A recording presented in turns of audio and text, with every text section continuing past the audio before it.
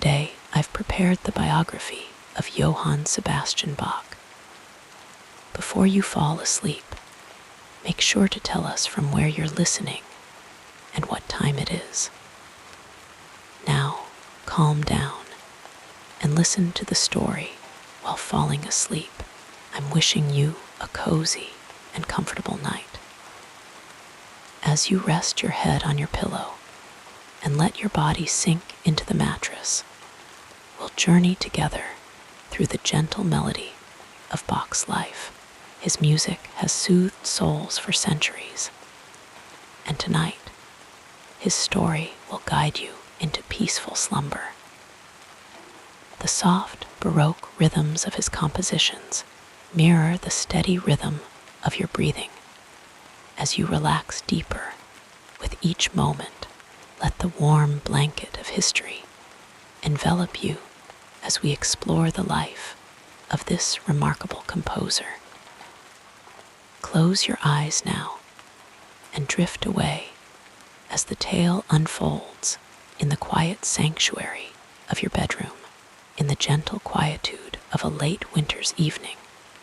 In the year 1685, as soft snowflakes descended upon the small German town of Eisenach, nestled in the rolling hills of Thuringia, a child was born who would one day fill the world with music of such profound beauty that it would touch souls across centuries. This child was Johann Sebastian Bach, who came into the world on March 21st, a time when the first whispers of spring were beginning to stir beneath the cold earth. The Bach household on that peaceful evening was modest, but filled with the warmth of family tradition and musical heritage. The Bach family was not wealthy in material possessions, but they were rich in a legacy that flowed through their veins like the gentle streams that wound through the Thuringian countryside. The legacy of music. For generations, the Bach family had been musicians, their name becoming almost synonymous with musical talent in the region. Johann Sebastian was welcomed into a world where music was as natural as breathing. His father, Johann Ambrosius Bach, was a respected town musician in Eisenach, a man whose gentle hands could coax melodies from stringed instruments that seemed to speak directly to the heart. His mother, Maria Elizabeth Lemmerhirt, came from a family of musicians as well, her soft voice often joining in harmony with the instrumental music that filled their home. The Bach household was a place where the day began and ended with music. As young Johann Sebastian's eyes opened to the world around him, his ears were filled with the soothing tones of viols, violins, and the intricate melodies of early Baroque compositions. The rhythm of his childhood was marked not by the tick of a clock, but by the measured cadence of his father's playing, the soft rustling of sheet music being turned, and the gentle hum of family members practicing their art. Eisenach itself was a town with a rich cultural heritage, resting in the shadow of the majestic Wartburg Castle, where Martin Luther had once found refuge and translated the Bible into German. The cobblestone streets, the timber-framed houses with their warm, glowing windows, and the towering spire of St. George's Church formed the backdrop of young Bach's earliest memories. The town moved at an unhurried pace, allowing time for contemplation and creativity. to flourish like the wildflowers that dotted the surrounding countryside. Johann Sebastian was the youngest of 8 children, growing up in a household where older siblings practiced their instruments, where conversations often turned to discussions of counterpoint and harmony, and where visiting musicians were welcomed with open arms and eager ears. The Bach family home was not just a dwelling, but a place of learning, a private conservatory where the art of music was passed down from one generation to the next with loving care. In those early years, young Johann would often sit quietly in a corner, his curious eyes watching as his father repaired instruments, his small fingers eventually reaching out to touch the strings, to feel the smooth wood, to understand the tools of the trade that would one day become his own.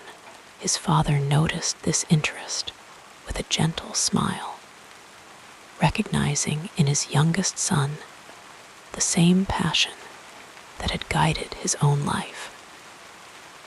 The days of Bach's childhood unfolded with a comforting predictability.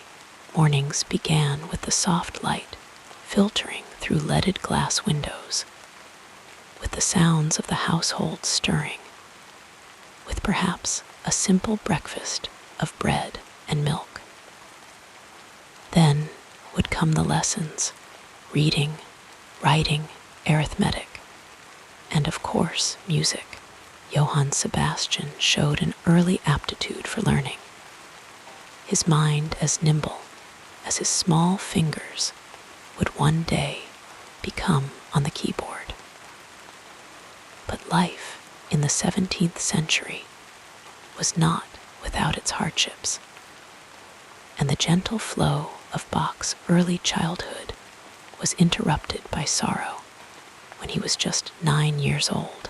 His mother, whose loving presence had been a constant in his life, whose voice had sung him lullabies, and whose hands had guided his own, passed away. The house that had been filled with music now also held the quiet notes of grief, a melody that the young boy would come to know all too well in the years to come. A year later, his father remarried, bringing a new maternal figure into the home. But this period of adjustment was brief, for when Johann Sebastian was just 10 years old, his father also departed this world. The boy who had been surrounded by family now found himself an orphan, his childhood home no longer his own. In the soft embrace of this sorrow, a new chapter began for young Bach. He moved to Ohrdruf to live with his older brother, Johann Christoph Bach, who was himself a church organist.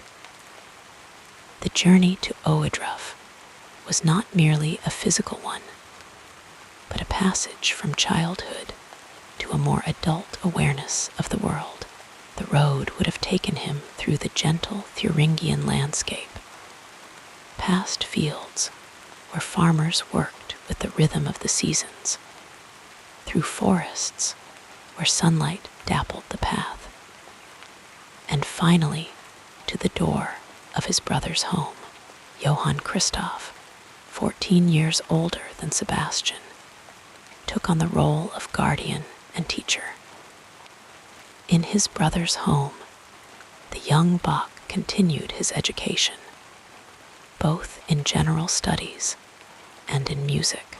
Johann Christoph had been a student of the renowned Johann Pachelbel, and he shared this knowledge with his younger brother, introducing him to the complex world of organ music and the art of composition. It was during these formative years in Ohrdruf that Bach's extraordinary musical gifts began to truly blossom. There is a story, whispered down through the years, of how the young boy would often stay up late into the night when the house was quiet, and only the soft glow of moonlight illuminated his small room. By this gentle light, he would carefully copy out by hand the musical scores that his brother kept locked in a cabinet, forbidden to him, perhaps, because they were valuable, or because Johann Christoph wanted to pace his brother's learning. For 6 months, the story goes, Bach worked on this secret project, carefully transcribing the works of masters like Froberger, Kurlel, and Pachelbel, absorbing their techniques, their musical language, their art, the image of the young boy, his face serious in concentration, his fingers stained with ink, his eyes perhaps growing tired, but his determination unwavering, speaks to the depth of his passion for music. It was not just a subject to be studied or a skill to be acquired. It was a calling that resonated within his very being, a path that he would follow with unwavering dedication throughout his life. Life in Ohrdruf was not luxurious. The Bach brothers lived modestly, their days shaped by the rhythms of church life, by the responsibilities of Johann Christoph's position, and by the continuing education of the younger Bach. The town itself was smaller than Eisenach, more intimate, with the church at its center, both physically and in the life of the community. Here, Bach would have attended services regularly, his young mind absorbing the liturgy, the scriptures, and most importantly, the sacred music that filled the sanctuary. The church organ would have been a particular object of fascination for the boy. This complex instrument, with its multiple keyboards, its pedals, its ranks of pipes reaching toward heaven, was like a universe of sound contained within a single entity. Bach would have watched as his brother played, noting the movement of hands and feet, the registration choices, the way the music filled the sacred space and seemed to connect earth to heaven. As Bach entered his teenage years, his musical abilities continued to develop at a remarkable pace. His voice was noted for its beauty, earning him a place in the church choir. His understanding of musical theory deepened, and his facility with instruments, not just the organ, but the violin, the harpsichord, and others, grew ever more impressive. But at the age of 15, another change came to Bach's life. His voice changed, as is natural for boys entering manhood. And with this change came a decision to leave Ohrdruf.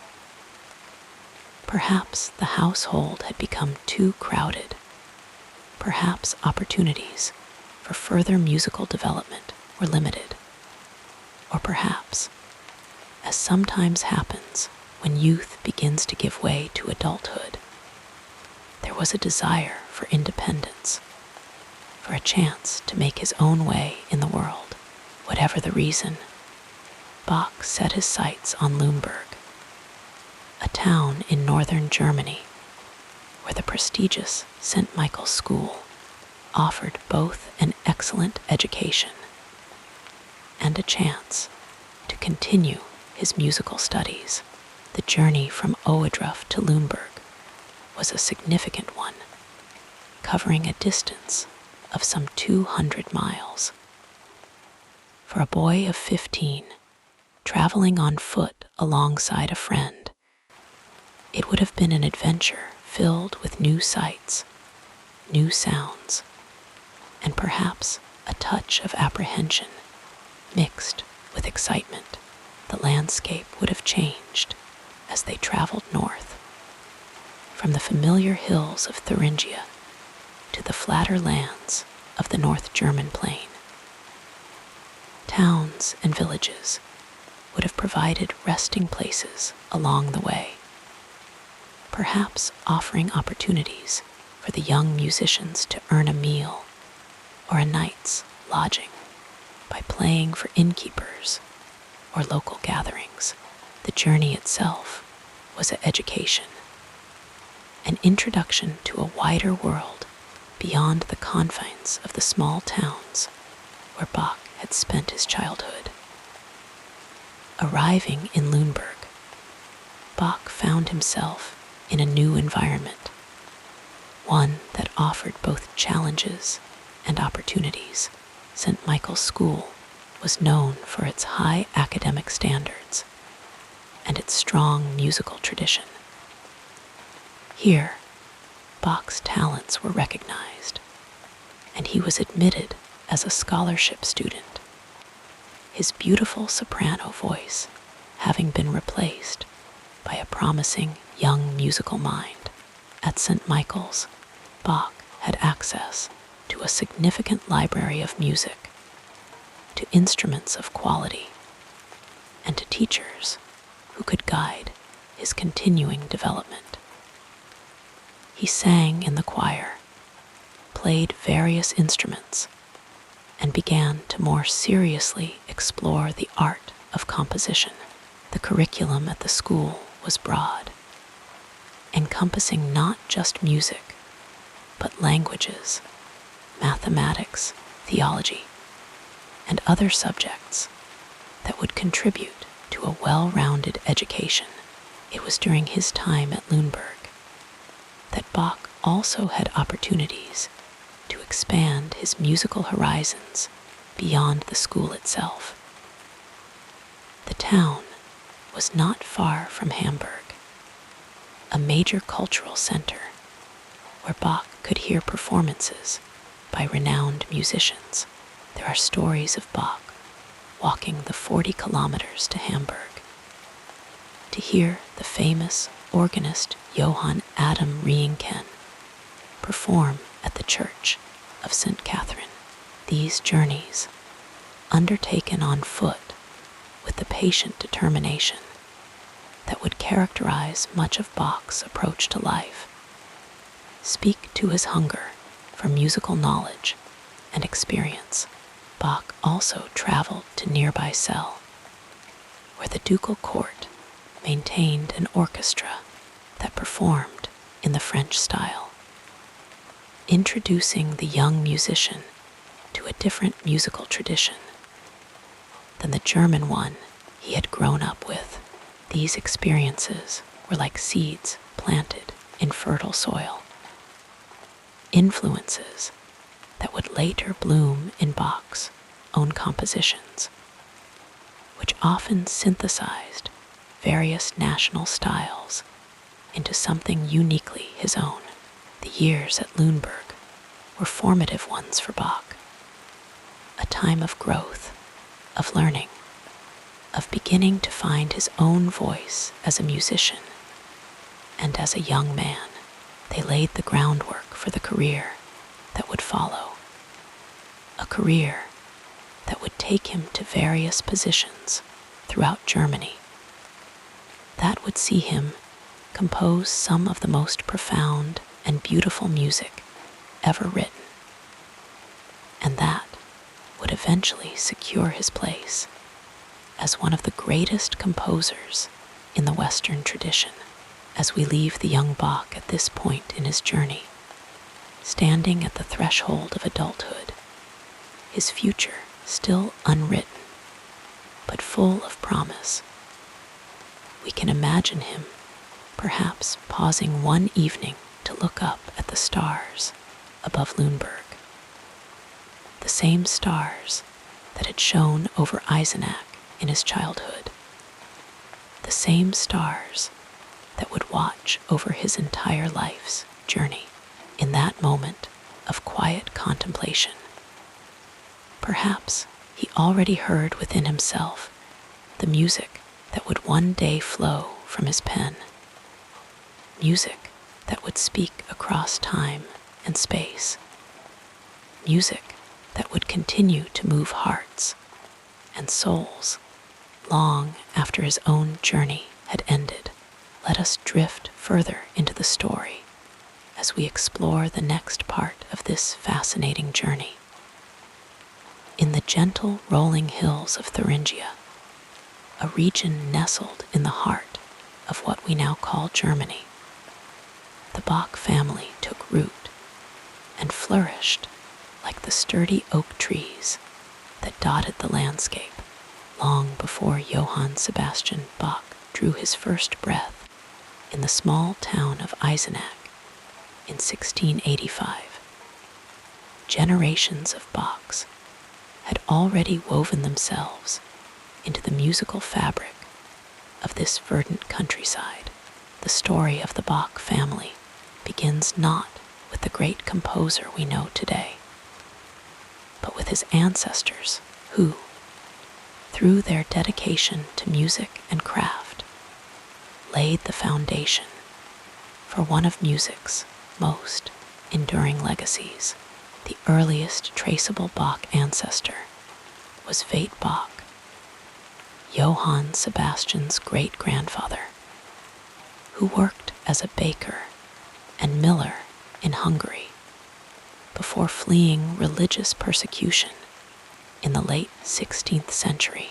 Veit settled in the region of Thuringia, bringing with him little more than his family and a cittern, a stringed instrument that he would play while his mill ground grain.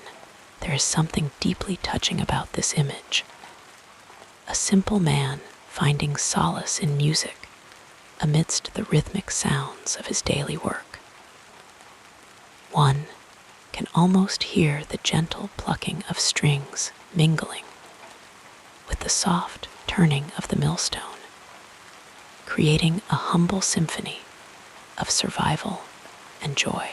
Veit's son, Hans Bach, Johann Sebastian's grandfather, took the family's musical inclinations a step further. He received formal training as a musician and became what was known as a spielman, or a town musician.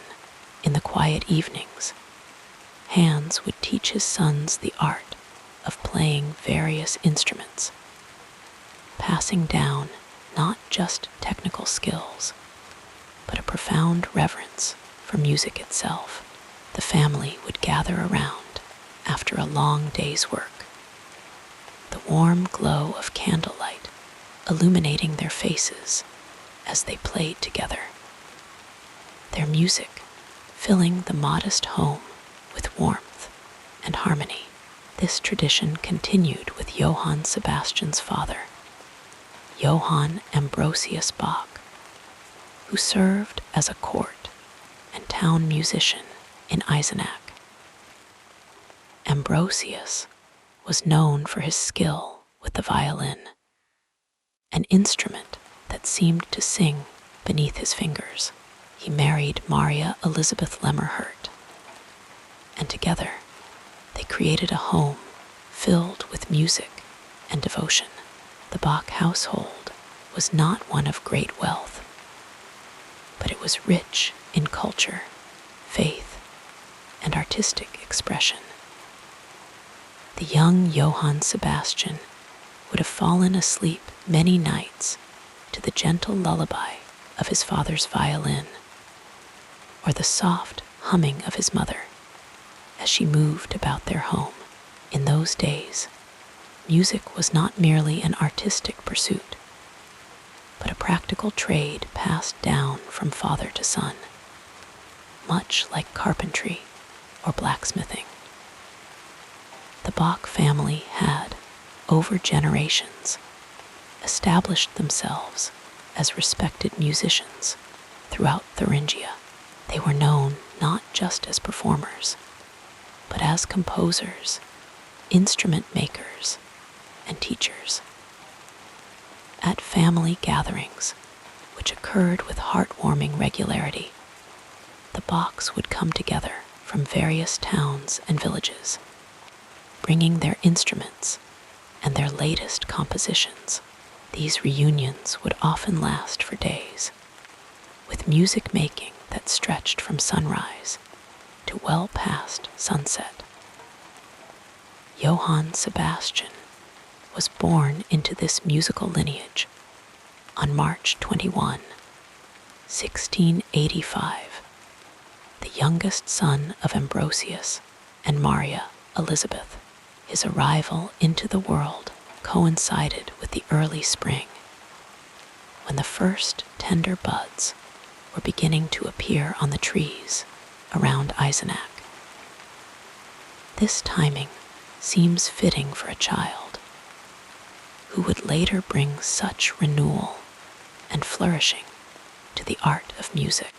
The Bach home on Freundplin, a modest dwelling that still stands today, would have been filled with the soft sounds of congratulations and celebration at the birth of this eighth child. The cultural context of Bach's birth placed him in the heart of Lutheran Germany. The Reformation had reshaped religious and cultural life in the region a century and a half earlier, and the Bach family embraced the Lutheran faith with deep conviction. This religious heritage would profoundly influence Johann Sebastian throughout his life, informing not just his sacred compositions, but his entire worldview. The Lutheran emphasis on the glory of God, expressed through human creativity, became a cornerstone of Bach's understanding of his musical calling. The young Johann Sebastian's early years were steeped in this rich, familial, and cultural heritage. He would have attended the local Latin school, where he received a thorough education that included not just music, but languages, mathematics, and religious instruction. The rhythm of his days would have been marked by church bells calling the faithful to prayer, by the changing of the seasons in the forests and fields surrounding Eisenach, and by the constant presence of music in his home. Tragically, this peaceful childhood was disrupted all too soon. When Johann Sebastian was just 9 years old, his mother passed away. The loss of Maria Elizabeth would have cast a shadow over the Bach household.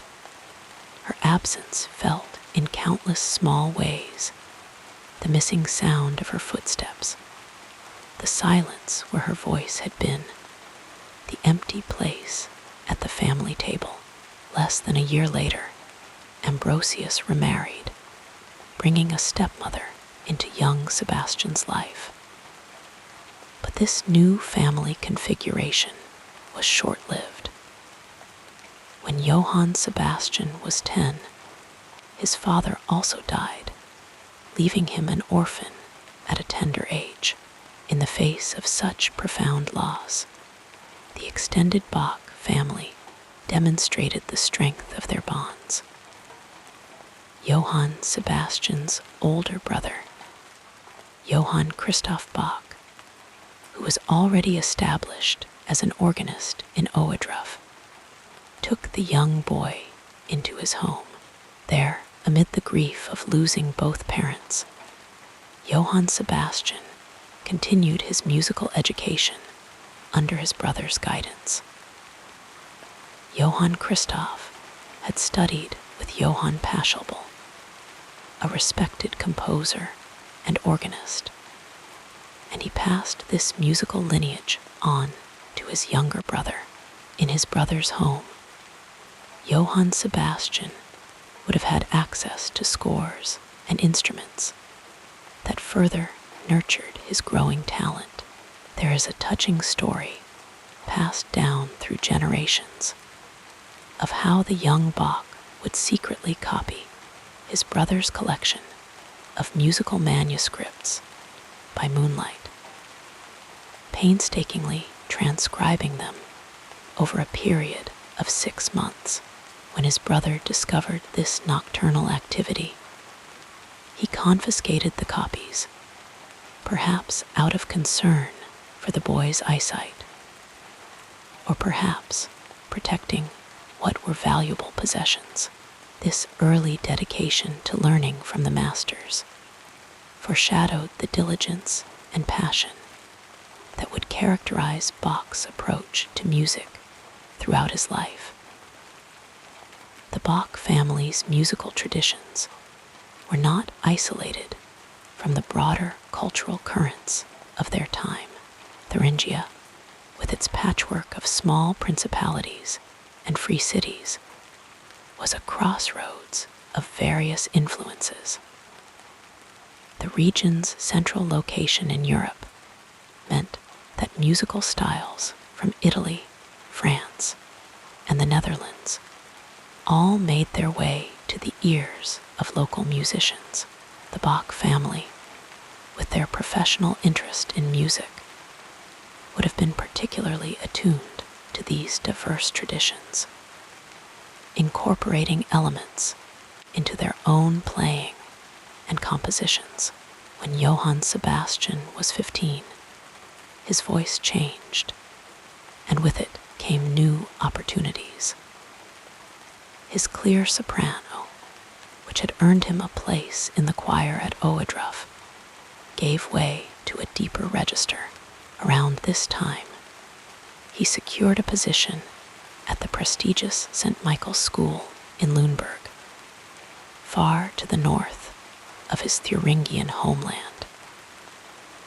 This move marked the beginning of Bach's independent life, though he carried with him the rich heritage of his family. At Lüneburg, Bach was exposed to an even wider range of musical influences.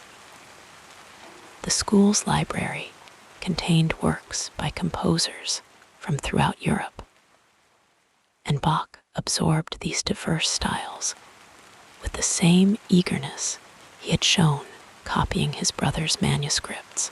He would often walk the considerable distance to Hamburg to hear the renowned organist Johann Adam Reinken, or to Celle to experience the French-style orchestra at the ducal court. These journeys, undertaken on foot through the gentle countryside of northern Germany, gave the young musician time to reflect, to internalize what he had heard, and to begin forming his own unique musical voice. The Bach family story is not just one of musical talent, but of resilience in the face of hardship. They lived through the 30 Years' War, which devastated much of Germany, and endured the personal tragedies of premature deaths and economic uncertainties. Yet through it all, they maintained their commitment to their craft and to each other. This resilience became part of Johann Sebastian's inheritance, equipping him to face the challenges that would come in his own life with grace and determination. As Johann Sebastian matured into adulthood, he carried forward the Bach family traditions while also expanding upon them. His marriages, first to Maria Barbara Bach, a second cousin, and later, after her death, to Anna Magdalena Wilk, created new branches of the Bach family tree. Of his 20 children, several would become notable musicians in their own right, continuing the family legacy into another generation. The Bach household, whether in Weimar, Kärnten, or Leipzig, was always filled with music, with instruments being played, with compositions being written, with the next generation being taught the family craft. The Bach family name had, by Johann Sebastian's time, become synonymous with musical excellence throughout Thuringia and beyond. There were so many musical Bachs that the family name itself was sometimes used as a generic term for musician. In parts of Germany, this collective reputation was a source of pride for Johann Sebastian, who maintained a family genealogy and who organized regular family reunions to keep the connections strong. At these gatherings, the assembled Bachs would improvise complex musical pieces together, their shared heritage allowing them to anticipate and complement each other's musical ideas with remarkable harmony. Johann Sebastian's deep connection to his family roots never diminished, even as his own genius carried him to heights that surpassed his ancestors. Throughout his career, as he moved from position to position across Germany, from Arnstadt to Mühlhausen, from Weimar to Kärnten, and finally to Leipzig, he remained conscious of being part of something larger than himself, a living tradition that stretched back generations, and that would continue beyond his own lifetime. In the quiet evenings of his later years, as Johann Sebastian sat at his desk in Leipzig, composing works that would one day be recognized as pinnacles of Western music, he was surrounded by the invisible presence of his ancestors.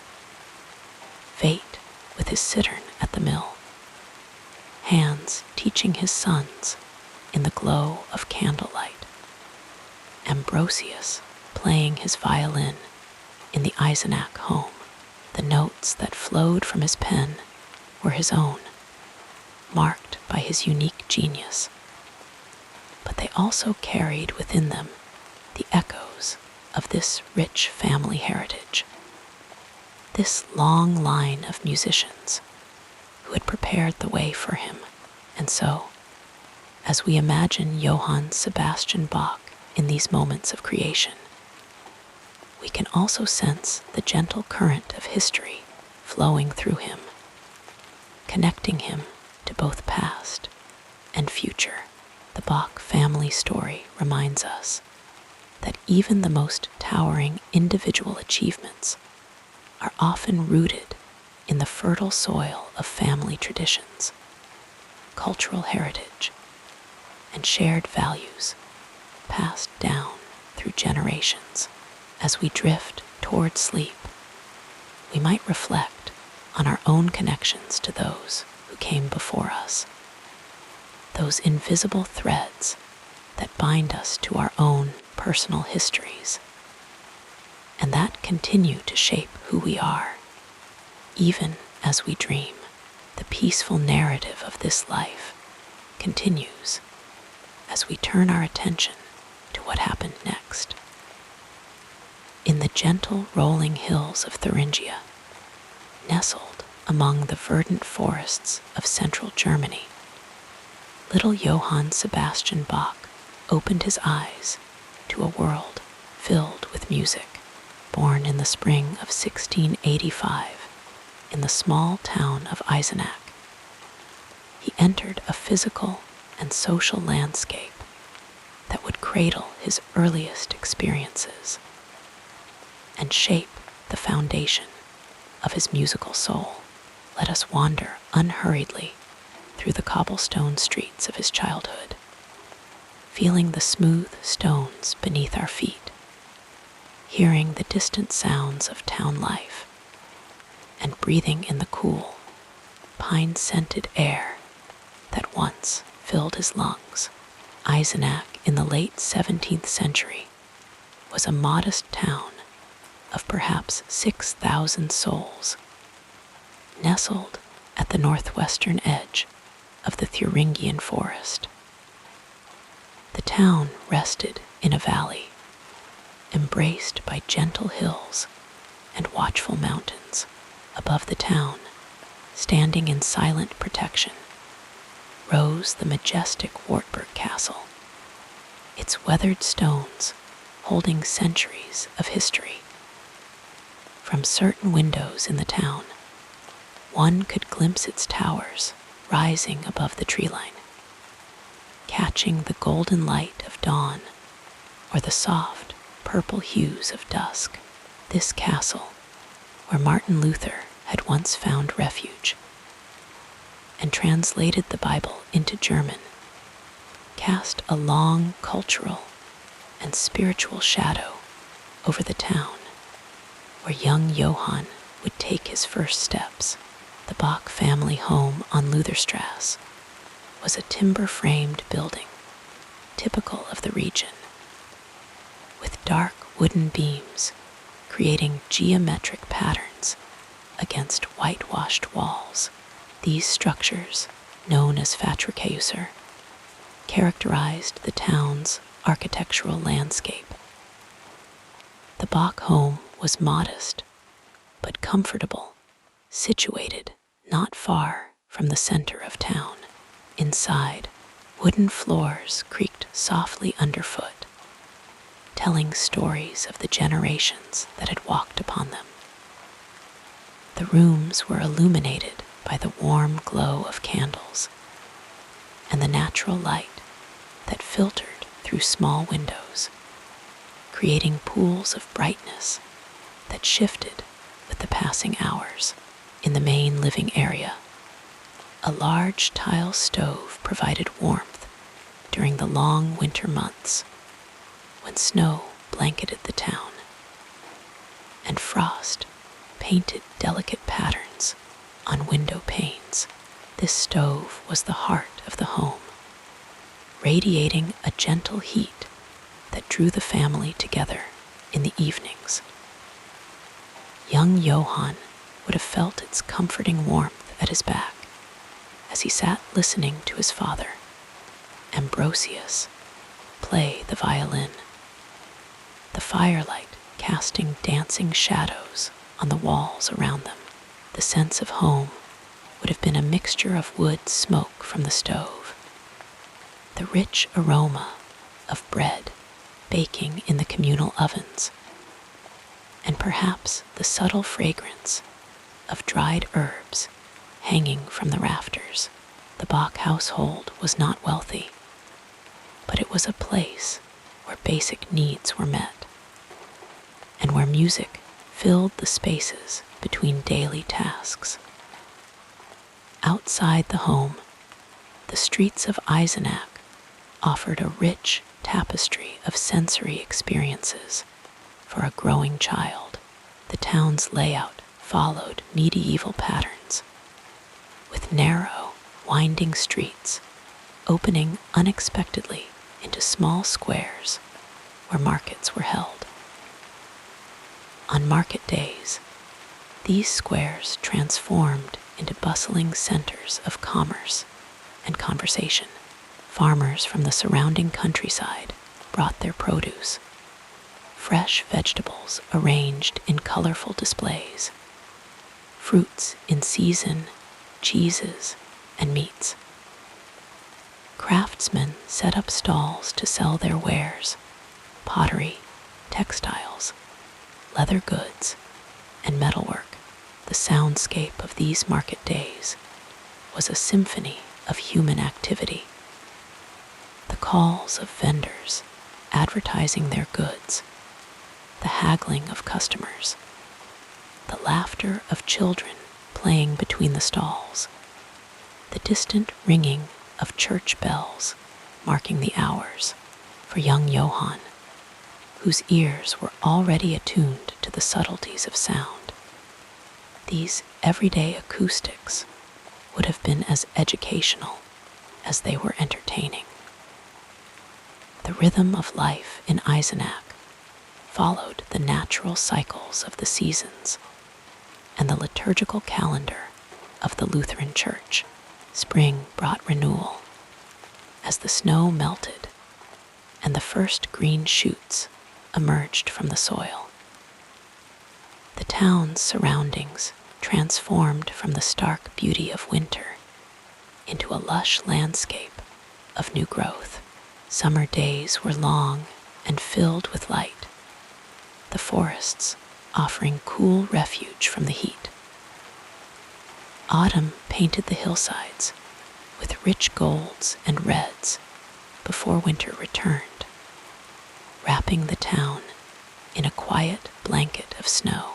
Throughout the year, the church stood at the center of community life, both spiritually and physically. The Georgenkirche, or St. George's Church, with its imposing tower visible from throughout the town, was where Johann was baptized, and where he would later sing in the boys' choir.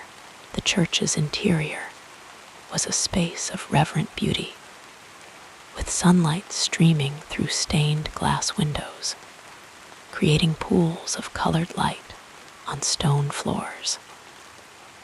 The acoustics of the space were magnificent, allowing music to soar and resonate, filling every corner with sound. Here, young Johann would have experienced the power of music to transcend the ordinary, to connect the earthly with the divine. Music was not confined to church services, however. It permeated daily life in ways both formal and informal. The town musicians, including Johann's father Ambrosius, provided music for various civic functions, weddings, funerals, and celebrations.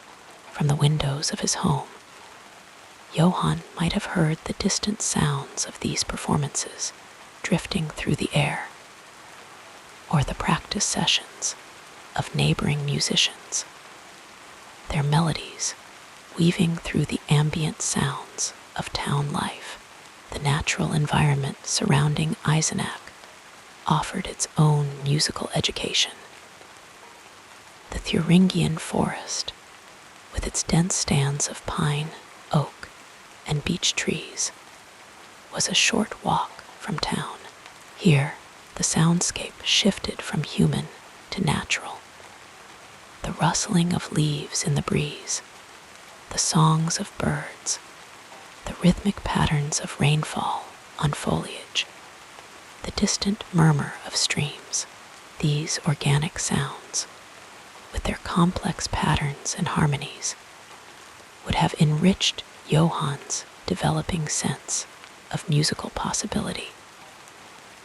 The social environment of Bach's childhood was as influential as the physical setting.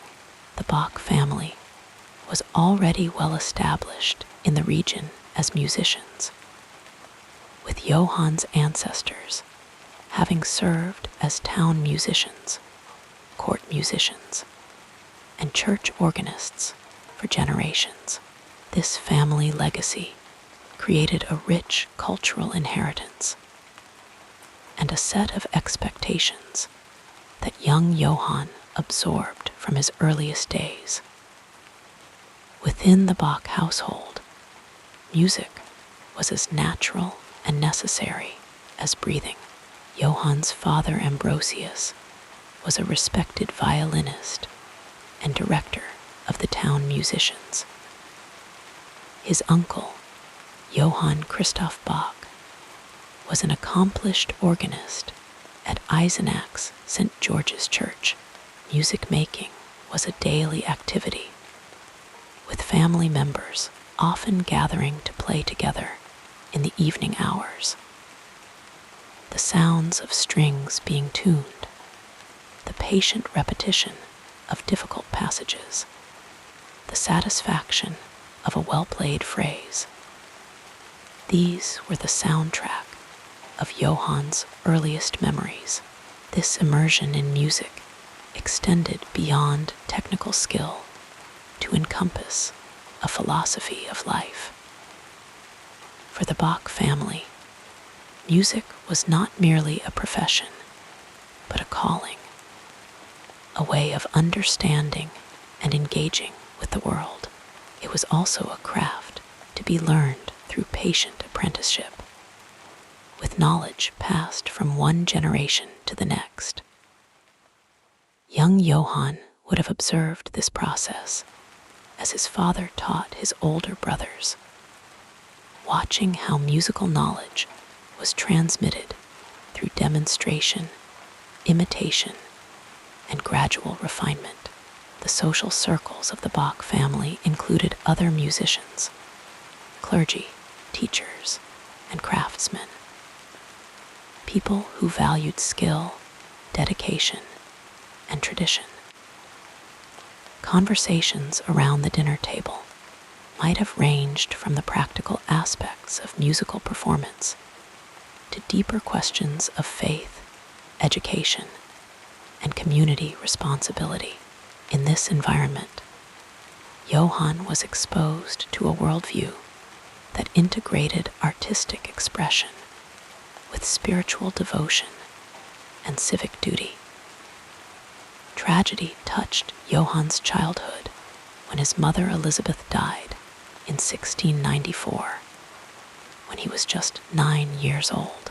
The loss of a mother at such a tender age would have altered the emotional landscape of his life, perhaps deepening his sensitivity and introducing him to the profound emotions that would later find expression in his music. Less than a year later, his father Ambrosius also passed away, leaving Johann orphaned at the age of 10. Following these losses, Johann went to live with his older brother Johann Christoph in Ohrdruf, about 40 miles away from Eisenach. This transition marked the end of his Eisenach childhood, but carried forward many of its influences. His brother's home provided continuity in musical education and in the values that had shaped Johann's early years. The physical and social environment of Bach's childhood created a foundation upon which his extraordinary musical gifts could develop. The architectural spaces of Eisenach, with their varied acoustics, from the resonant interior of St. George's Church to the intimate setting of the family home, provided different contexts for experiencing sound. The natural surroundings offered lessons in rhythm, harmony, and the emotional power of sound. The social environment, centered on family and extending to the broader community, provided models of musicianship and values that would guide Johann throughout his life. As we imagine young Johann moving through these spaces, walking the streets of Eisenach, sitting in church listening to the organ, watching his father play the violin by candlelight, exploring the forests beyond the town, we can begin to understand how deeply place and community shaped his developing sensibilities. The textures, sounds, rhythms, and relationships of his childhood environment became part of his inner landscape, resources that he would draw upon throughout his creative life. In later years, as Bach moved from position to position across Germany, the sensory memories of his childhood remained with him. The quality of light in the Thuringian hills, the resonance of the church where he first heard sacred music, the feeling of wooden instruments in his hands, the voices of family members blending in harmony. These experiences became the soil from which his musical innovations grew, connecting him to a tradition even as he expanded its boundaries.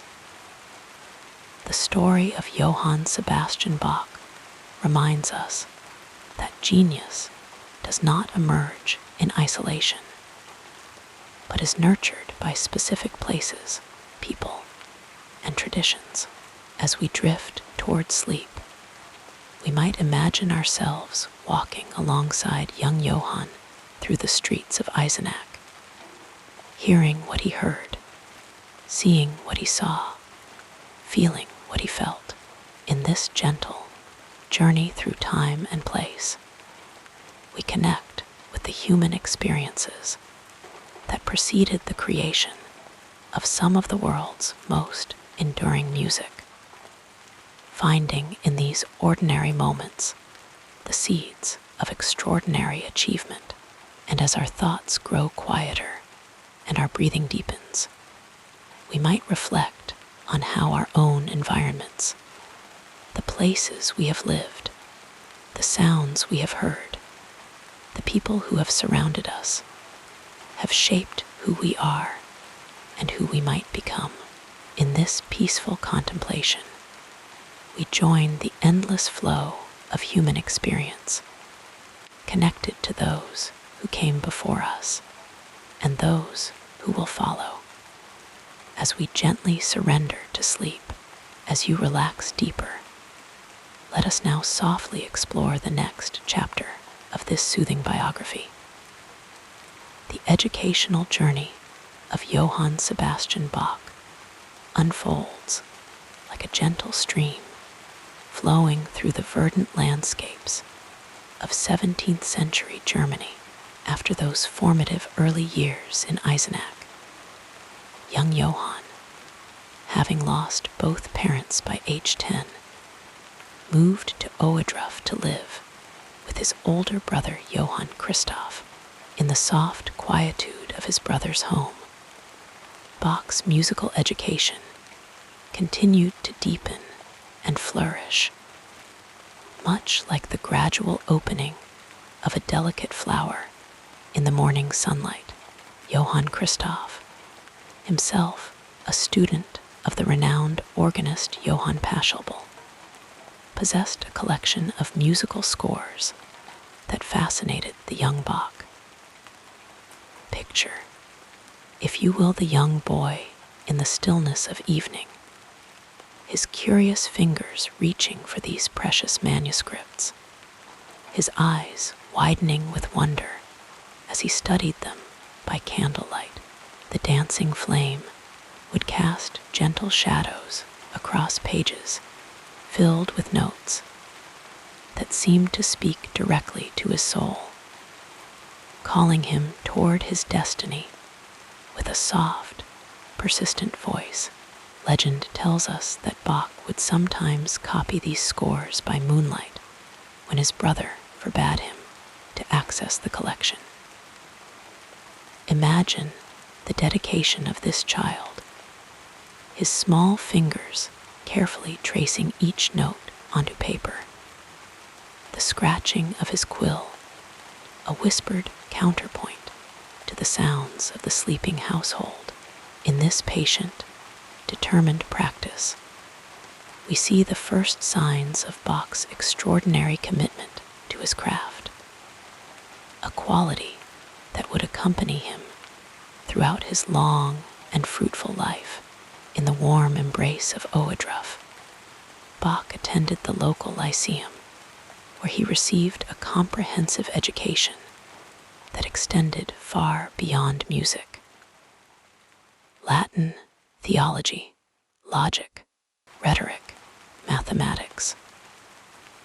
All these subjects flowed into the developing mind of young Johann, creating rich currents of thought that would later inform his complex musical structures. The gentle rhythm of school days, with their predictable patterns of learning and recitation, provided a framework within which Bach's natural curiosity could safely explore and expand. When his voice changed, Bach's clear soprano transformed into a deeper register, marking a transition in his life as natural as the changing of seasons.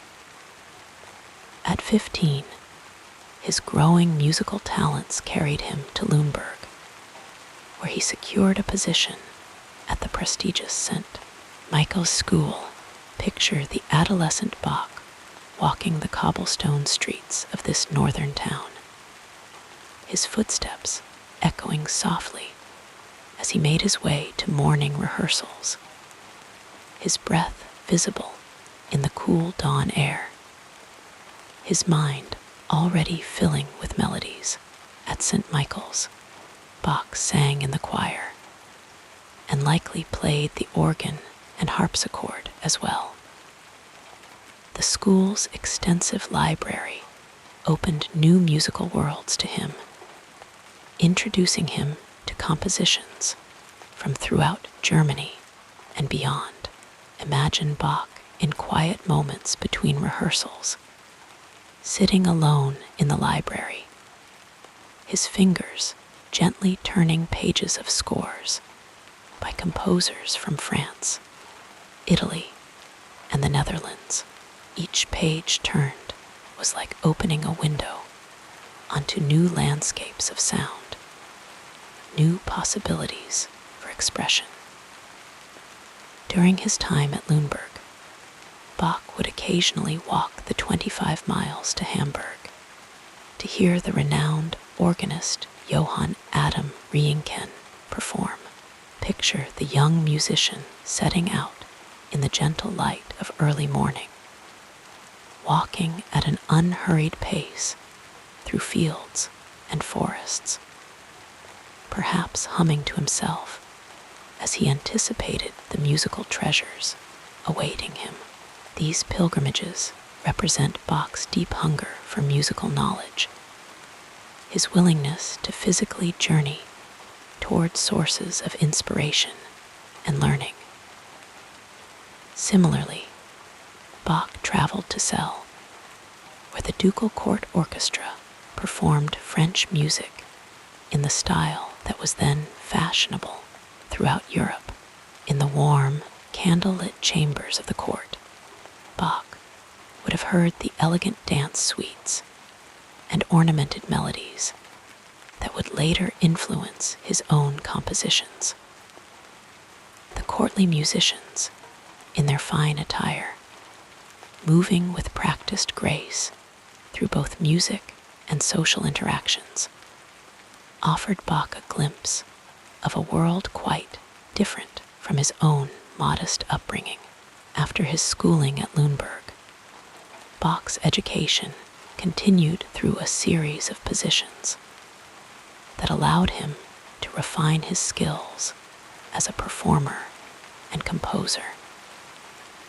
In 1703, he briefly served as a court musician in Weimar before accepting a position as church organist in Arnstadt. Imagine the 20-year-old Bach sitting at the organ in the new church, his fingers exploring the instrument's possibilities, his mind absorbing the acoustic properties of the space, learning how sound moved through the building like gentle waves across a still pond. At Arnstadt, Bach's duties were relatively light, giving him ample time to develop his skills as a composer and performer. Picture him in the empty church during quiet afternoons, experimenting with different combinations of stops on the organ, listening intently as the sounds resonated through the sacred space, each note hanging in the air like a visible presence before slowly dissolving into silence. It was during his time at Arnstadt that Bach famously walked over 200 miles to Lübeck to hear the great organist Dietrich Buxtehude. Imagine Bach walking through the autumn landscape, leaves gently falling around him, his mind filled with anticipation. He had requested a 4-week leave of absence, but remained in Lübeck for nearly 4 months, absorbing Buxtehude's musical ideas like a sponge soaking up water, filling himself with new techniques and inspirations that would nourish his own creative growth for years to come. Upon his return to Arnstadt, Bach began to incorporate elements of Buxtehude's style into his own playing and compositions, much to the confusion of his congregation.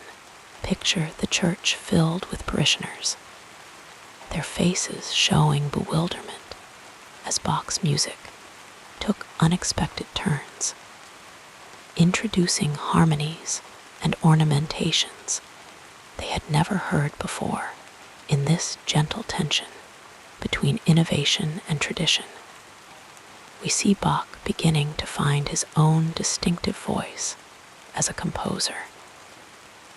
In 1707, Bach moved to Mühlhausen to become the organist at the church of St. Blasius. It was here that he composed his first cantatas, including Gott ist mein König, God is my King, which was printed at the expense of the town council. An unusual honor that suggests the young composer's growing reputation. Imagine Bach receiving the printed copies of his work, carefully turning the pages, feeling a quiet pride in seeing his musical thoughts preserved in this tangible form, like thoughts crystallized into visible patterns.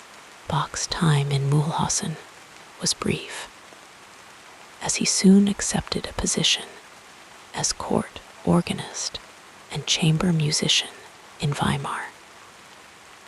The ducal court at Weimar offered Bach regular opportunities to hear and perform instrumental music of various styles. Picture the young musician absorbing these influences like a garden soaking up gentle rain, each droplet of musical knowledge contributing to his growing mastery. During his years at Weimar, from 1708 to 1717, Bach's understanding of Italian musical style deepened considerably. He transcribed concertos by Antonio Vivaldi and other Italian masters, adapting them for organ or harpsichord.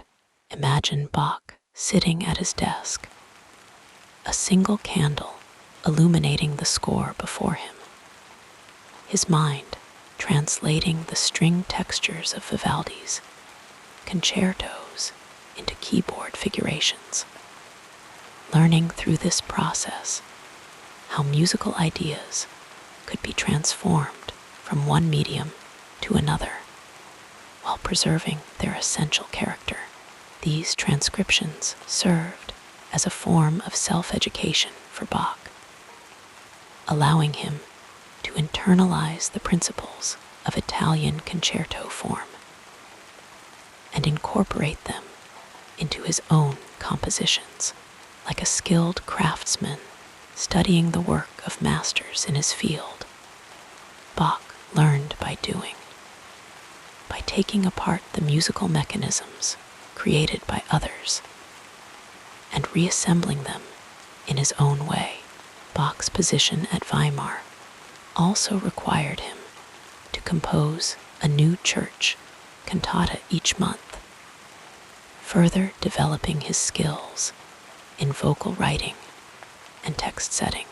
Picture Bach at his desk, the Bible open beside him, selecting verses that spoke to the themes of the church calendar.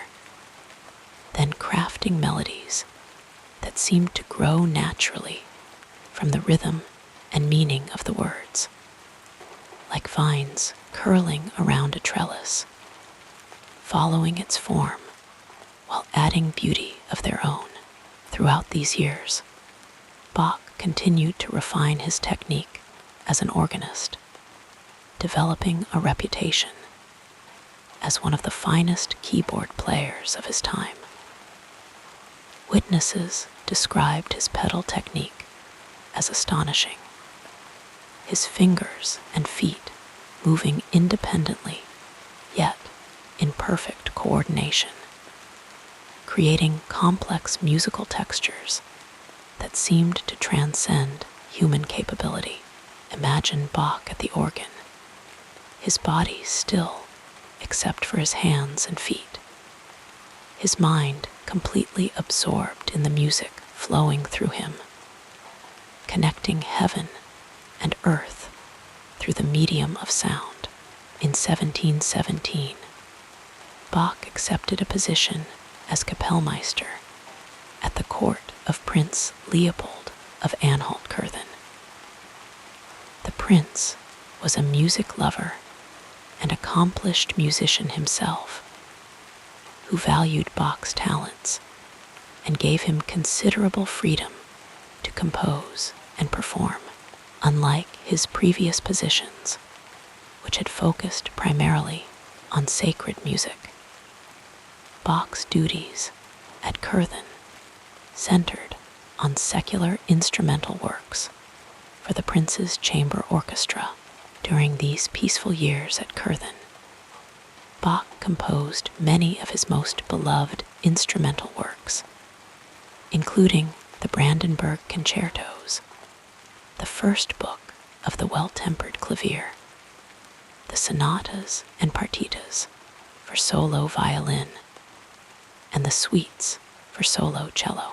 Picture Bach in the court's music room, surrounded by talented musicians eager to perform his latest compositions. The prince himself, perhaps playing alongside them.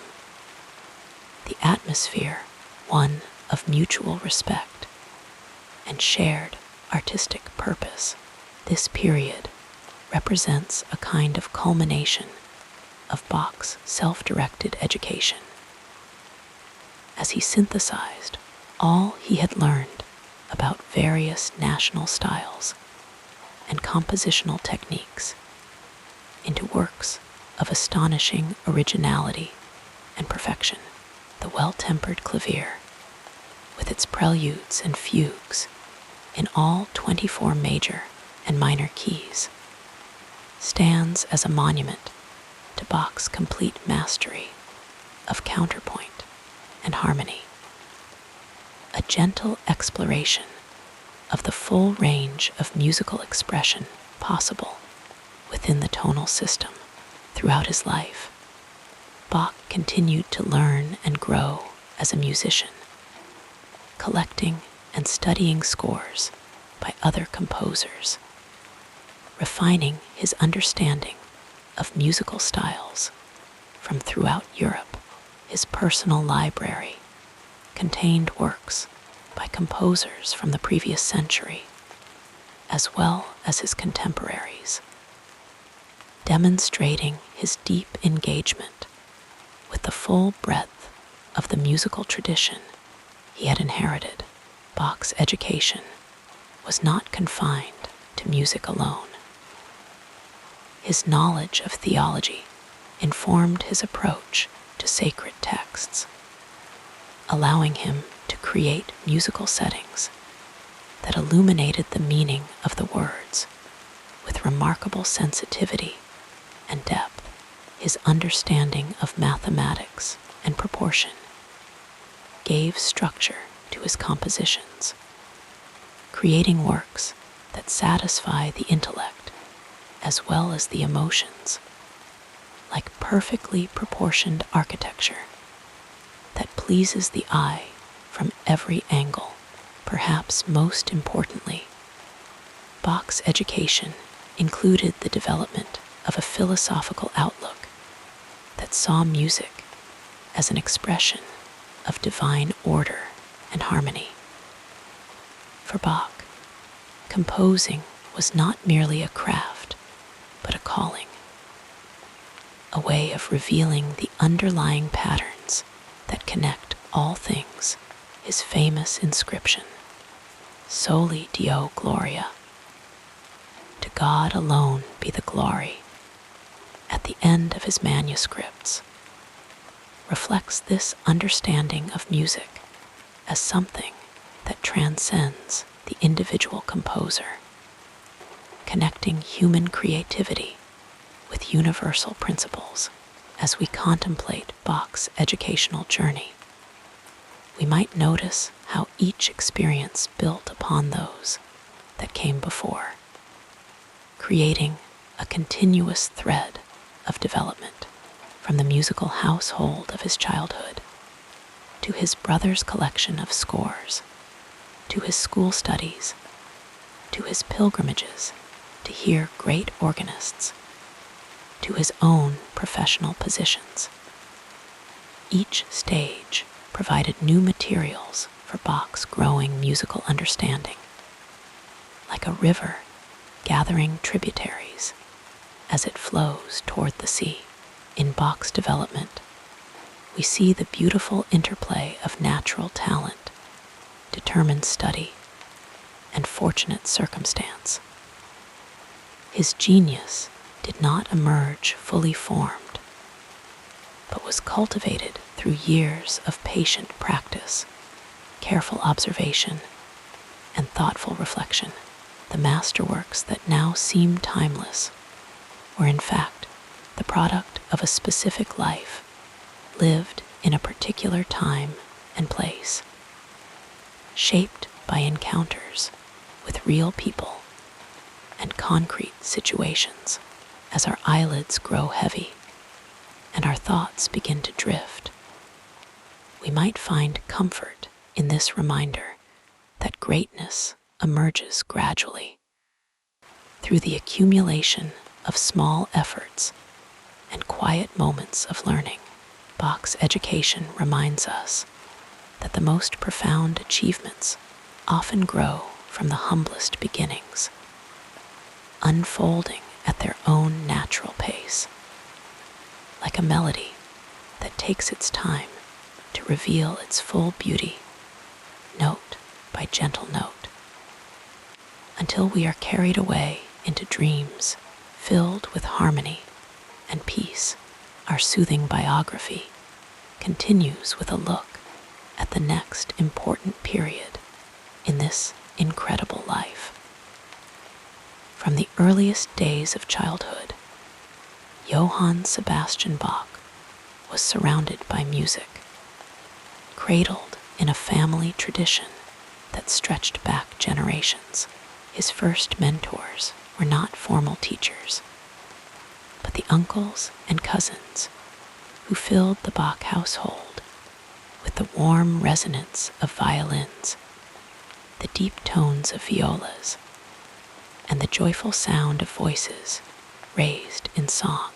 These informal lessons, absorbed through simple presence and participation, planted the seeds of his lifelong devotion to music. Like a lullaby hummed by a parent, these early influences worked their way into his being without fanfare, nurturing his natural gifts with the gentle persistence of a spring rain nourishing tender shoots. When young Sebastian was just 9 years old, life dealt him a sorrowful blow with the death of both parents within a year of each other. Yet, even in this loss, a guiding hand appeared in the form of his elder brother, Johann Christoph Bach, who took the orphaned boy into his home in Ohrdruf, a respected organist in his own right. Christoph became Sebastian's first true teacher, introducing him to the disciplined study of keyboard music. The lessons were strict, the expectations high. But beneath the rigor lay a deep familial bond. It was Christoph who carefully preserved a prized collection of manuscripts by the great composers of the day, works by Pachelbel, Froberger, and Buxtehude, locking them away in a cabinet with latticed doors. Legend tells us that young Sebastian, consumed by curiosity, would sneak his small hands through the lattice at night, carefully unrolling the forbidden pages by moonlight, copying them note by painstaking note. The act was one of quiet rebellion, but also of devotion, proof of an insatiable hunger to learn. When Christoph discovered the secret copies, rather than scolding the boy, he recognized the fire within him. Perhaps in that moment, the older brother understood that the child before him was no ordinary student, but one destined to surpass even the masters whose works he so reverently transcribed. As the years passed, Bach's journey led him to Lüneburg, where he joined the choir of St. Michael's School. Here, he encountered Georg Böhm, an organist of great renown, whose expressive style left a lasting impression on the young musician.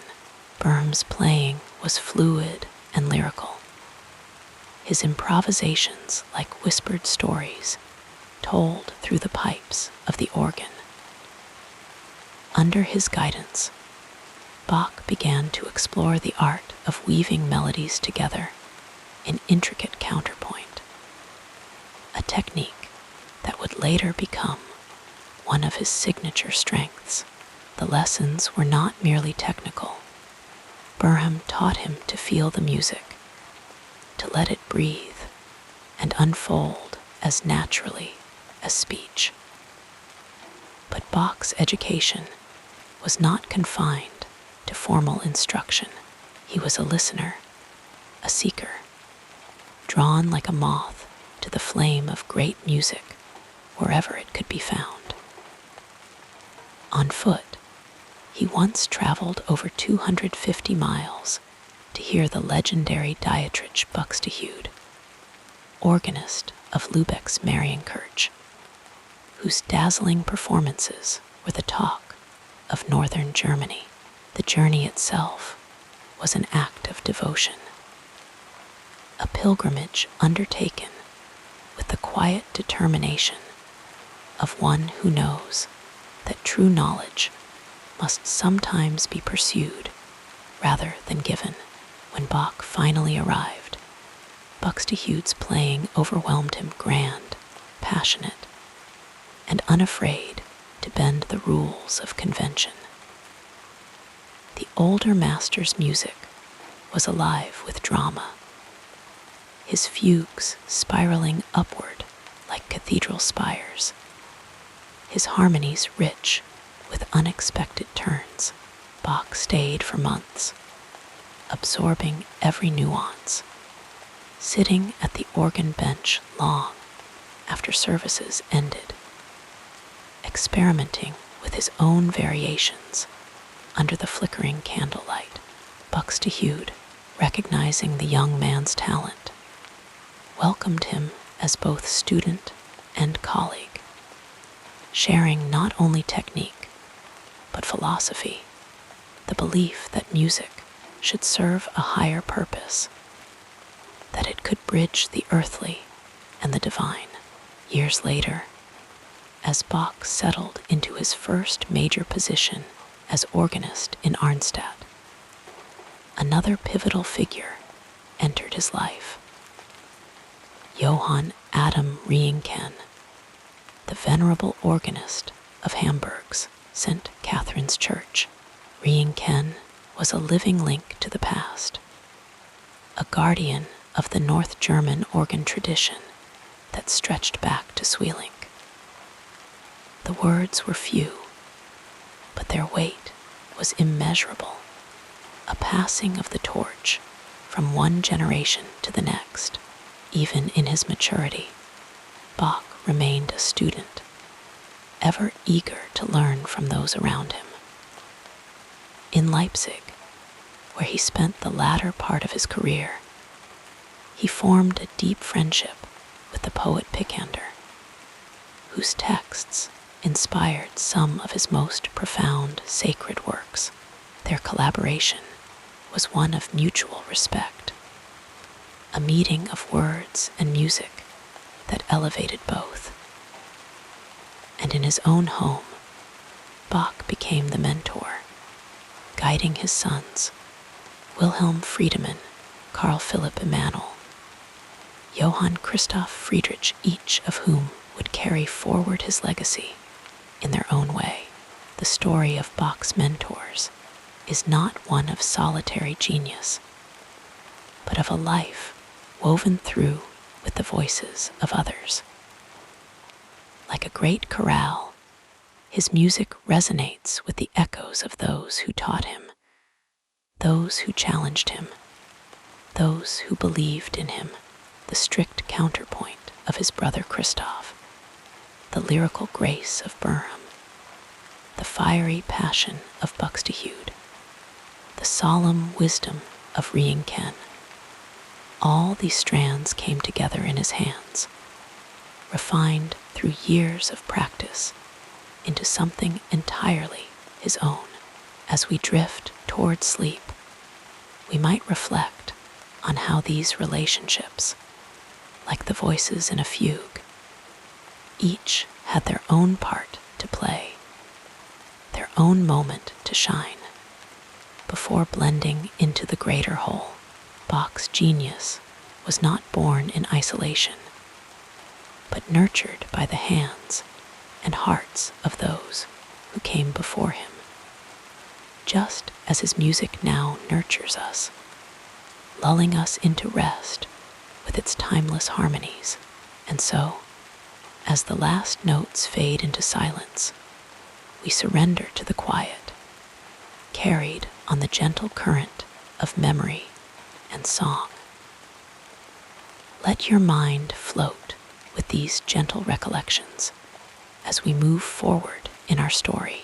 To truly understand the flowering of Bach's genius, we must drift back to his early years, when he was still a young musician finding his way in the world.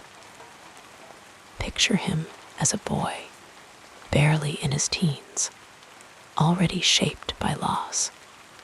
Both his parents gone by the time he was 10, leaving him in the care of his older brother, Johann Christoph. It was under Christoph's strict but loving guidance that young Sebastian first immersed himself in the study of music, copying forbidden scores by moonlight, his fingers tracing the intricate patterns of notes, as if they held some secret he was desperate to uncover. By the age of 18, Bach had already outgrown the small town of Ohrdruf.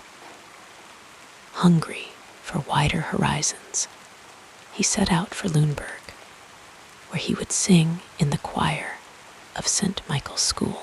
The journey itself was long, nearly 200 miles on foot, a pilgrimage of sorts for a young man whose life would be defined by movement, by the restless search for musical truth. In Lüneburg, the air was thick with the scent of salt from the nearby heath, and the great organ of St. Michael's loomed before him, its pipes stretching toward heaven. Here, he encountered the playing of Georg Böhm, a master of the keyboard whose flowing, improvisatory style would leave an indelible mark on Bach's own approach to music. Böhm's fingers seemed to dance across the keys, weaving melodies that were at once spontaneous and deeply structured, a paradox that would later define Bach's own work. But Lüneburg was only the beginning. The young Bach, still brimming with curiosity, soon ventured even farther north, to the bustling city of Lübeck, where the legendary organist Dietrich Buxtehude held court. Buxtehude's music was like a storm, powerful, unpredictable, full of dramatic shifts and sudden bursts of brilliance. Bach walked nearly 250 miles to hear him play, so captivated by the reports of his artistry that he overstayed his leave from his post in Arnstadt, risking the displeasure of his employers just to sit at the feet of this master. Those months in Lübeck were transformative. Buxtehude's bold harmonies and intricate counterpoint seeped into Bach's bones, shaping the way he would think about music for the rest of his life. When Bach returned to Arnstadt, where he had been appointed organist at the new church, he was no longer the same musician who had left. The congregation, accustomed to simpler, more restrained music, was startled by the complexity of his playing. His improvisations were so elaborate, so daring, that church officials scolded him for introducing strange variations into the hymns. Bewildered by the young man's refusal to conform, but Bach, ever stubborn, continued to push boundaries, experimenting with new techniques, refining his craft in solitude when the world around him failed to understand. It was during these early years that Bach also faced one of his first great personal challenges, a violent altercation with a bassoonist who had mocked his playing. The incident, which left the young musician with a bruised ego and a reputation for hot-headedness, revealed the fierce pride he took in his art. Yet, even in conflict, Bach was learning. He began to see that music was not just about technical mastery, but about communication, about reaching past the notes to touch the hearts of those who listened. In 1707, Bach moved to Mühlhausen, taking up the post of organist at St. Blasius's church here. He found a more receptive audience, and for the first time, he was given the freedom to compose sacred music on a larger scale. His cantatas from this period, though still early works, shimmer with the promise of what was to come. Yet, even in this more welcoming environment, Bach was restless. The church was embroiled in theological disputes, and the young composer, though devout, had little patience for such divisions. He longed for a place where he could focus entirely on his music, free from the petty quarrels of men. That place would soon reveal itself. In 1708, Bach was offered a position at the court of Weimar, where he would serve as organist and eventually concertmaster to Duke Wilhelm Ernst. Weimar was a turning point. Here, surrounded by the grandeur of the ducal palace, Bach found the stability and resources he needed to flourish.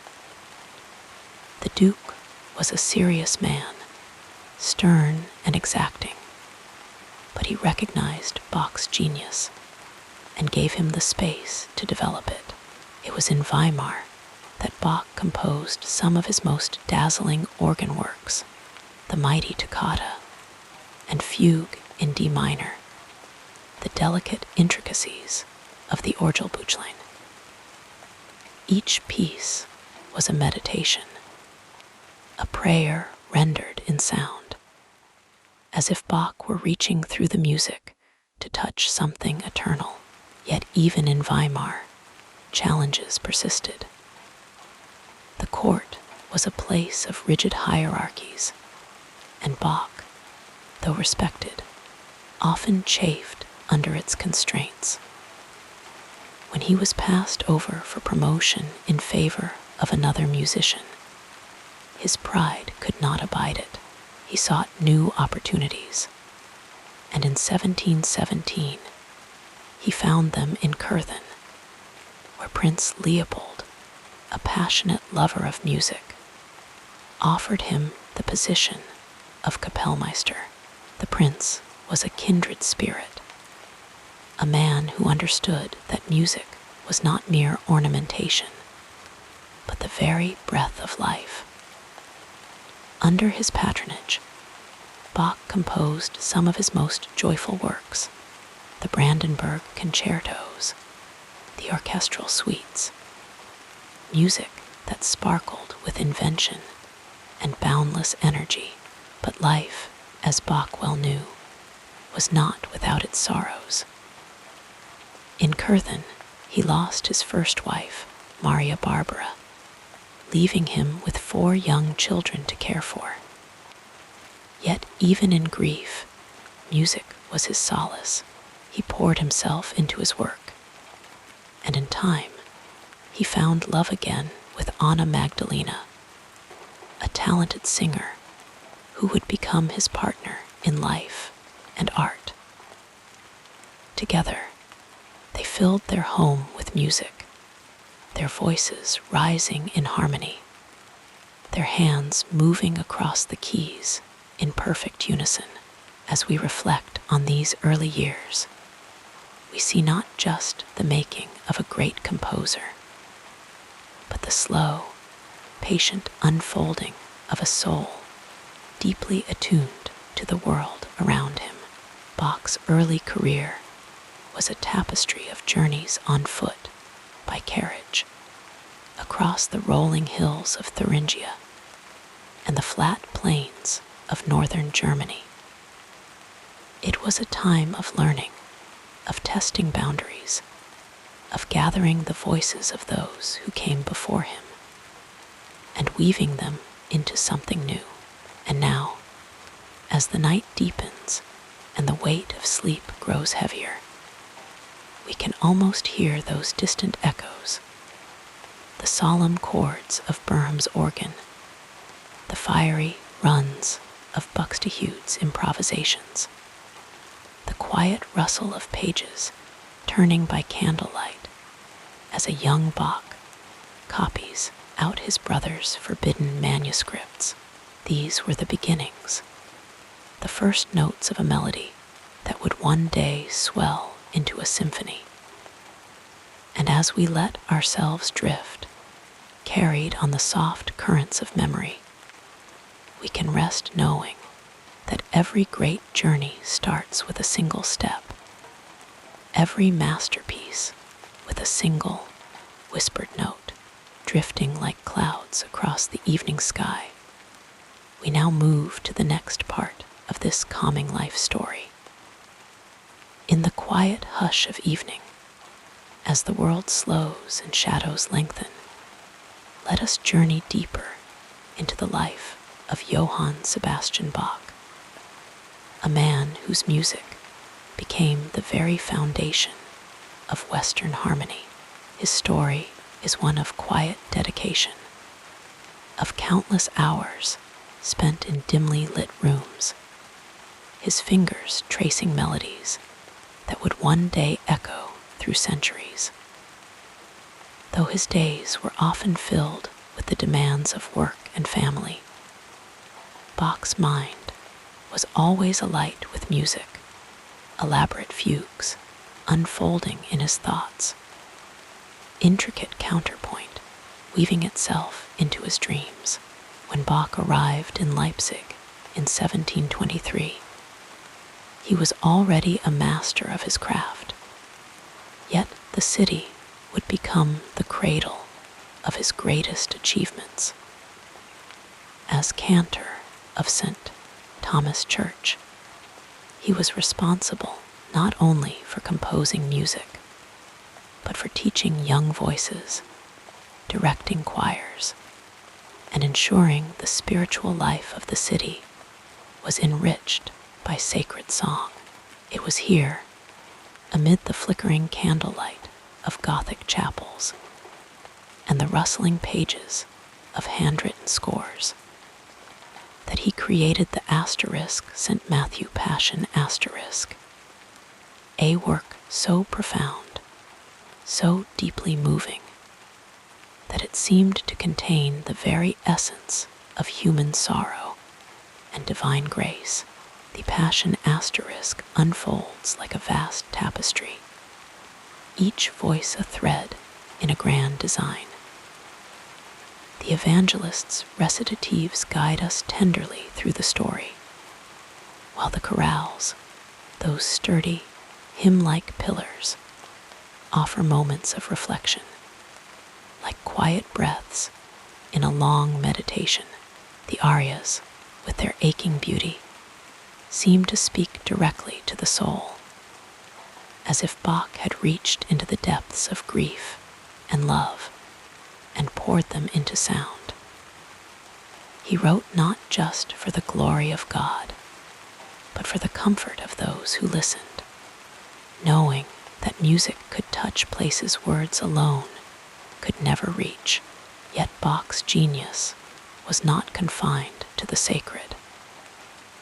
In the evenings, after the day's duties were done, he would often turn to the harpsichord, his hands dancing across the keys in playful invention. It was during these quiet hours that he composed the Well-Tempered Clavier asterisk, a collection of preludes and fugues in every major and minor key, a testament to his belief that music should be as orderly as the universe itself. Each prelude is like a gentle ripple on water, flowing effortlessly into the next, while the fugues are intricate puzzles, voices entering one by one, intertwining in a dance of perfect logic and boundless imagination. Bach's process was methodical, almost meditative. He would often sketch his ideas in neat, precise handwriting, revising and refining, until every note was in its rightful place. Yet beneath the discipline lay an unshakable sense of wonder, a childlike joy in the sheer possibility of sound. He would take simple melodies, a folk tune or a hymn, and spin them into gold, transforming the ordinary into the sublime. Even his coffee breaks were filled with music. The Playful Coffee cantata asterisk, a light-hearted tale of a father scolding his daughter for her love of the newfangled drink, shows his wit and warmth, reminding us that Bach, for all his grandeur, was also a man who cherished life's small pleasures. And then there were the Brandenburg concertos, 6 radiant works that shimmer like sunlight on water, written for the Margrave of Brandenburg. They are a celebration of instrumental color, each concerto highlighting a different ensemble: trumpets and strings, flutes and violins, harpsichords weaving delicate filigree. Bach never heard them performed in his lifetime. Yet they stand as some of the most joyful music ever written, a testament to his ability to find exuberance even in solitude. Perhaps his most enduring gift, though, was his understanding of the human heart. In the Goldberg Variations Asterisk, written to soothe the insomnia of a nobleman. He crafted a lullaby of infinite variety, a simple aria followed by 30 transformations, each one revealing new facets of the same melody, like turning a prism in the light. As the years went by, Bach's music grew ever deeper, ever more introspective. The asterisk art of Fugue Asterisk, his final masterpiece, was left unfinished, a grand architectural design whose last notes fade into silence, as if the composer had stepped into eternity mid-thought. Yet even in its incompleteness, it feels whole, a perfect circle, just as Bach's life, for all its toil and sorrow, was a life of quiet fulfillment. His influence would ripple outward long after his death, touching the hands of Mozart, the ears of Beethoven, the heart of Chopin. Yet in his own time, he was simply a diligent craftsman, a humble servant of music, unaware that future generations would call him immortal. And so, as the night embraces us, let Bach's music be your companion, the gentle rise and fall of a fugue, the comforting certainty of a chorale, the soft hum of a harpsichord in a candlelit room. His world was one of order and beauty, where every dissonance resolved, every voice found its home. And in that world, we too can rest, carried on the slow, steady rhythm of a melody that has no end. As your breathing becomes more regular, let us continue with the next chapter of our biography. Johann Sebastian Bach's life was a quiet unfolding of purpose, a series of moments where fate and choice wove together like the intricate counterpoint of his own compositions. Each decision, each turning point, led him deeper into the heart of music, shaping not only his own destiny, but the very fabric of Western classical tradition. And as we trace these gentle steps along his path, we can almost hear the music swelling in the background, a soft undercurrent guiding him forward. One of the earliest and most profound crossroads in Bach's life came when he was just a boy of 9. His mother had passed away, and within months, his father followed, leaving him an orphan in the small town of Eisenach.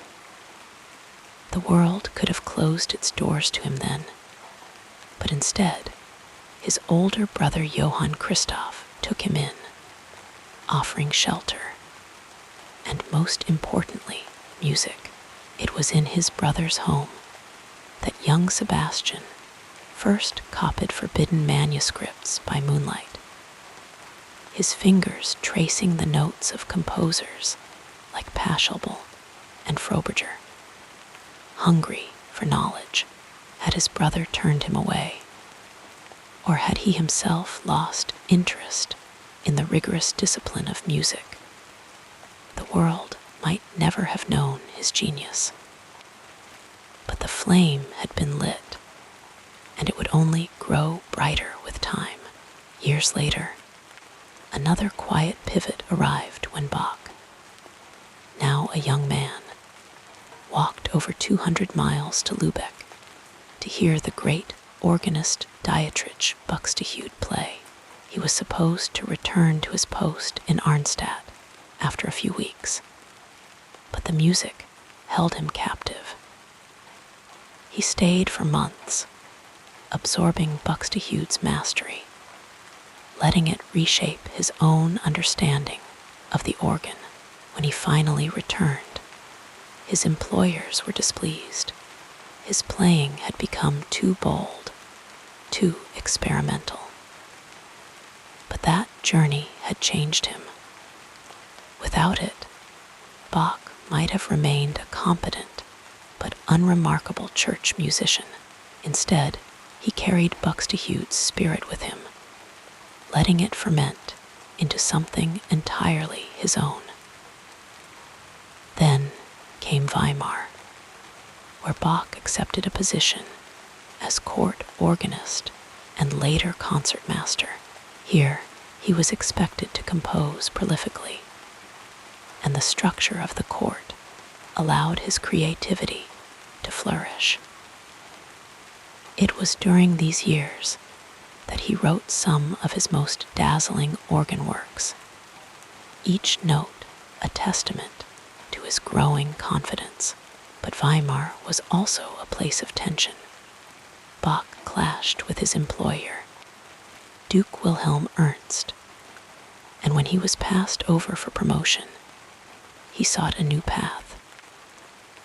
Had he stayed, swallowing his pride, his music might have remained confined to the expectations of the court. Instead, he chose to leave, stepping into the unknown once more.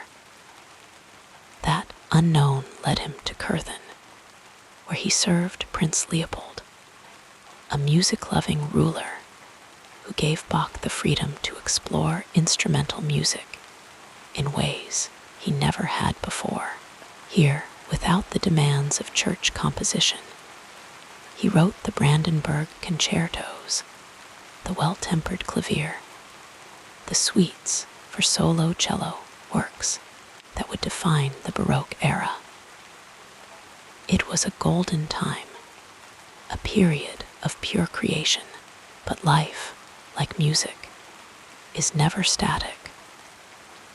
When Prince Leopold married a woman who cared little for music, the court's priorities shifted, and Bach felt the winds changing once again.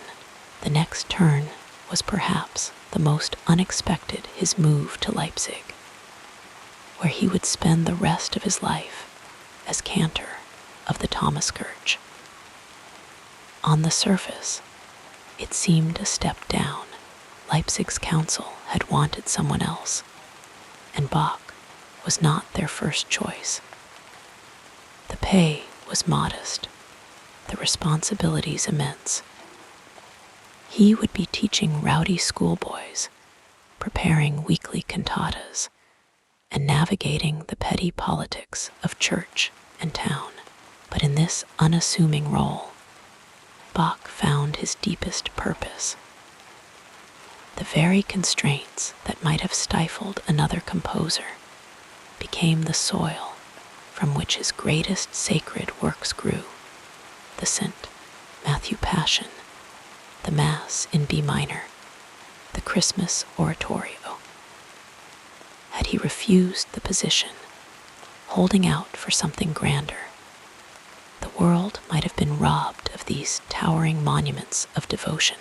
Even in his final years, when his eyesight failed and his health waned, Bach continued to push forward, dictating his last fugue to his son-in-law until the pen could move no more. The art of fugue remains unfinished, a work that seems to dissolve into eternity, as if Bach himself had stepped into the silence between the notes. And yet, in its incompleteness, it feels complete, a life's work that came full circle. We can only wonder what might have been if he had taken another path. If he had never walked to Lübeck, if he had stayed in Weimar, if he had turned away from Leipzig. Would his music have been the same? Would we still hear in it the same profound peace, the same unshakable order? Perhaps not. But Bach, in his quiet way, seemed to trust the journey, to believe that each step, no matter how uncertain, was part of a greater harmony, and so, as the night deepens and the world grows still, we can imagine him at his desk, the candle flickering, the ink flowing, his mind tracing the contours of a melody that would outlast him by centuries. His choices, his turning points, were not dramatic upheavals, but small, steady steps, each one leading him closer to the heart of the music he was born to write. And in that thought, there is a kind of comfort, a reminder that even the greatest lives are built note by note, decision by decision, until at last they form a song that never truly ends. The calming story continues as we gently examine what happened next in this remarkable journey. Johann Sebastian Bach's life was not one of solitude, though his music often reaches such depths of introspection that one might imagine him working alone, untouched by the world. In truth, his days were woven through with relationships, some tender, some challenging, all essential to the man he became. His first great love was Maria Barbara, his cousin, whom he married in the quiet town of Dornheim when he was just 22. She had known him since childhood, and in her, he found not only a wife, but a kindred spirit who understood the rhythms of his life. They settled in Mühlhausen, where Bach worked as an organist, and soon their home was filled with the laughter and footsteps of children. Maria Barbara was his companion in those early years of struggle, when positions were uncertain and money was tight. She bore him 7 children, 4 of whom survived to adulthood, and through it all, she remained a steady presence, keeping the household running while he composed, practiced, and traveled. Then suddenly she was gone. In 1720, while Bach was away with Prince Leopold, Maria Barbara fell ill and died before he could return. The loss was devastating. He poured his grief into music, writing the Chaconne in D minor, a piece so profound in its sorrow that it seems to contain the whole weight of human longing. For a time, he was adrift, a widower with young children to raise alone. But life, in its quiet way, brought him another companion. Anna Magdalena, a talented singer, nearly 16 years his junior, entered his world like a gentle light. They married in 1721, and she became not only his wife, but his musical partner. She copied his scores in her elegant hand, sang in his performances, and helped care for his growing family. 13 more children would be born to them, though only 6 survived infancy. Their home was alive with music, with Anna Magdalena's voice blending with the harpsichord as Bach composed. She was his confidant, his collaborator, the keeper of his notebooks, where he inscribed small pieces for her to play, little gifts of melody tucked between the pages of their shared life. Among his children, a few stood out as particularly close to his heart. Carl Philipp Emanuel, his second surviving son, inherited his father's brilliance, but forged his own path, becoming a central figure in the emerging classical style. Bach admired his son's talent, even if their musical languages differed. Then there was Johann Christian, the youngest, who would later be known as the London Bach for his success in England in his final years when Bach's eyesight failed. It was another son-in-law, Johann Christoph Altnikol, who took down his dictation, patiently transcribing the notes of the art of fugue asterisk as they flowed from the aging composer's mind. Beyond family, Bach's professional relationships were a mix of deep respect and occasional friction. In Weimar, he formed a lasting friendship with the organ builder Johann Caspar Vogler, whose instruments inspired some of Bach's most dazzling works. But his time there also ended in conflict. Bach was imprisoned for a month after demanding his release from service too insistently. Even in hardship, though, he carried himself with quiet dignity, turning the frustration into fuel for his next creative chapter. In Leipzig, where he spent the longest stretch of his career as cantor of the St. Thomas Church, his relationships were more complex. The town council often grumbled about his stubbornness, his refusal to compromise on musical standards, yet his students adored him. They saw past his exacting nature to the generosity beneath the way he would sit with them for hours, teaching not just notes, but the soul of music.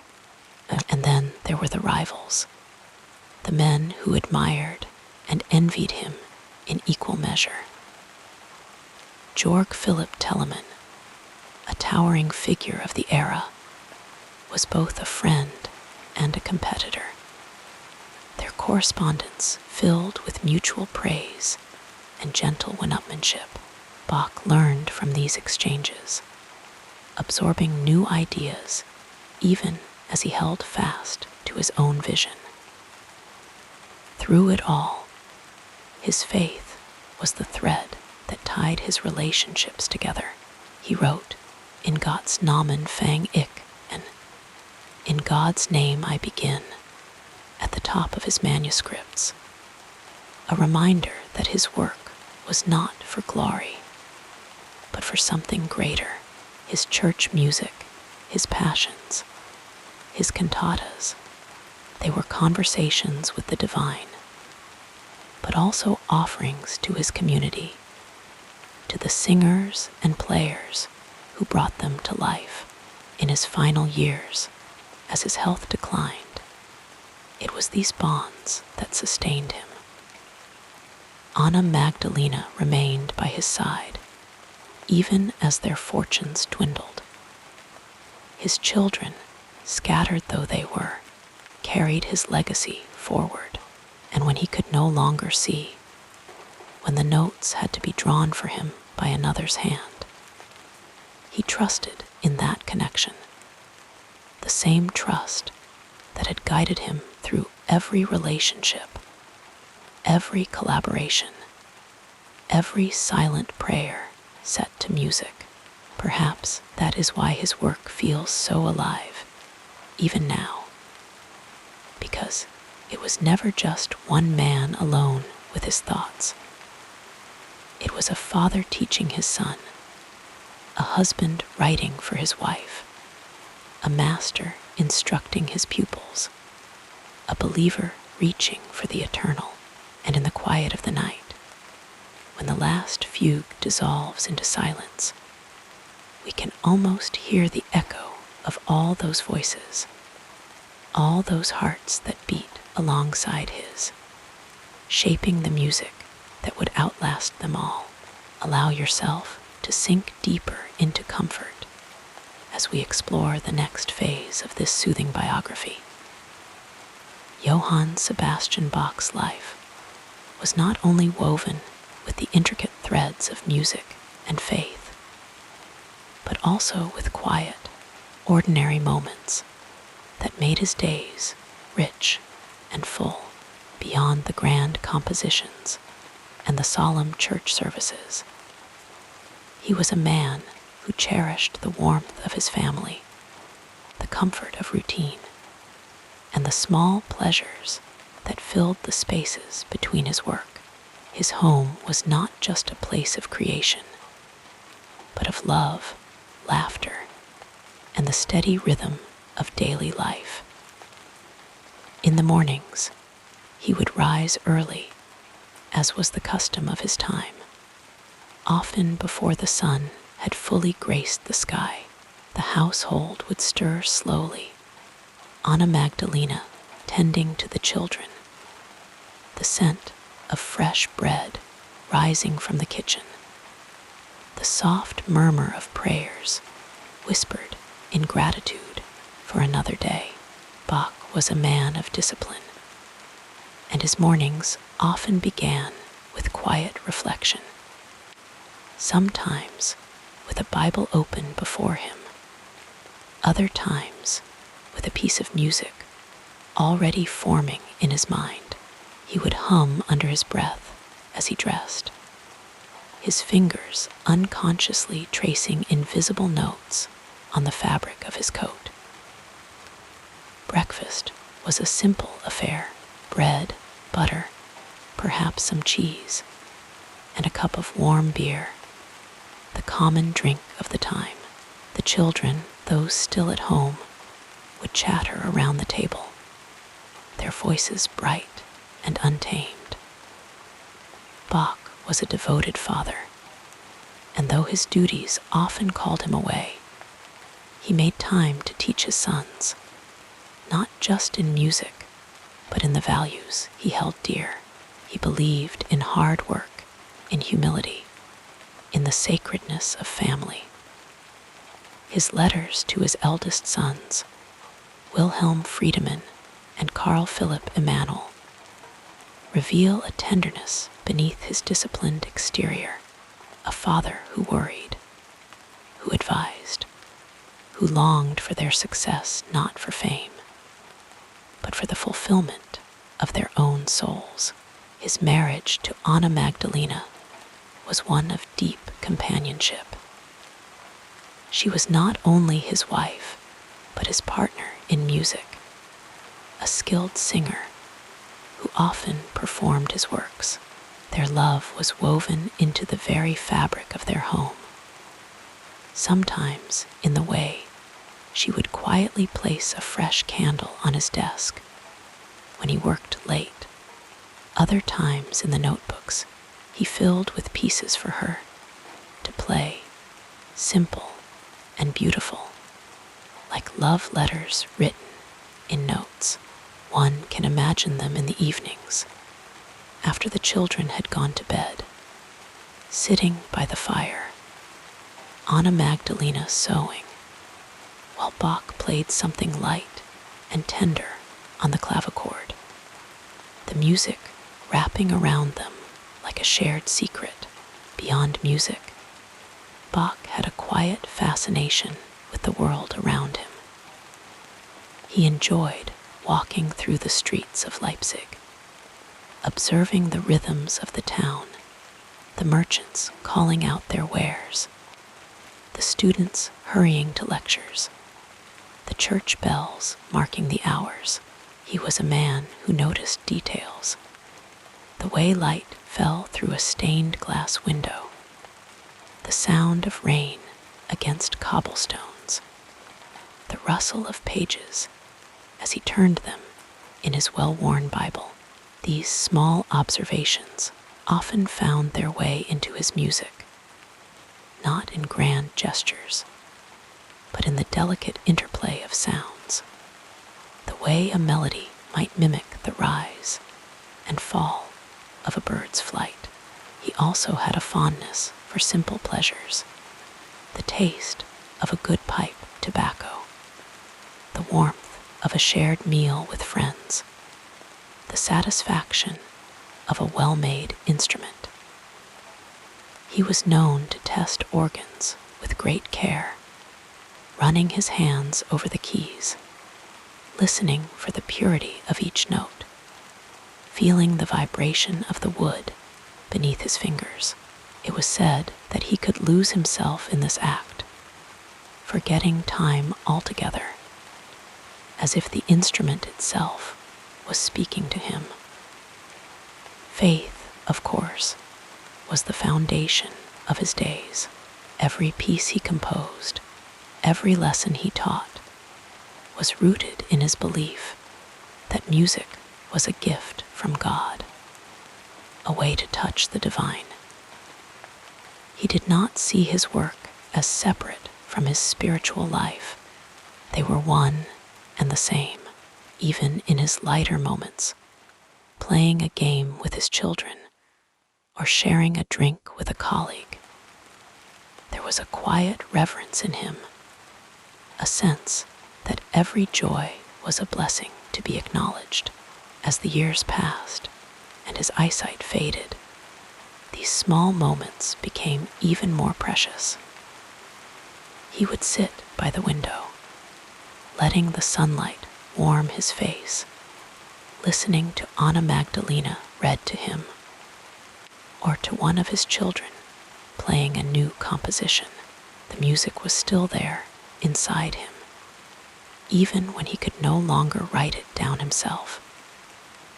And in those final days, surrounded by the family he loved, the faith that had guided him, and the music that had been his life's breath, he remained at peace, a man who had lived fully, loved deeply, and left behind not just notes on a page, but an echo of his soul in every measure.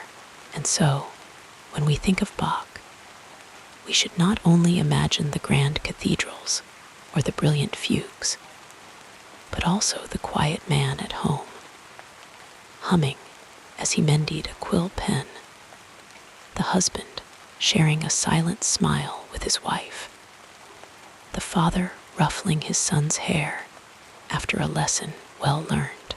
It is in these small, tender moments that we truly find him, not as a distant genius, but as a man who knew the beauty of an ordinary life, lived with extraordinary love, like a gentle river flowing toward the sea.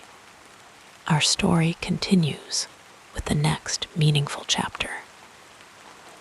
Johann Sebastian Bach's days unfolded with a quiet rhythm, a steady cadence that mirrored the structure of his music, orderly, yet full of warmth, disciplined, yet deeply human, from the earliest light of morning until the last candle flickered out at night. His life moved in gentle patterns, each task and ritual woven into the next, like the voices of a well-crafted fugue.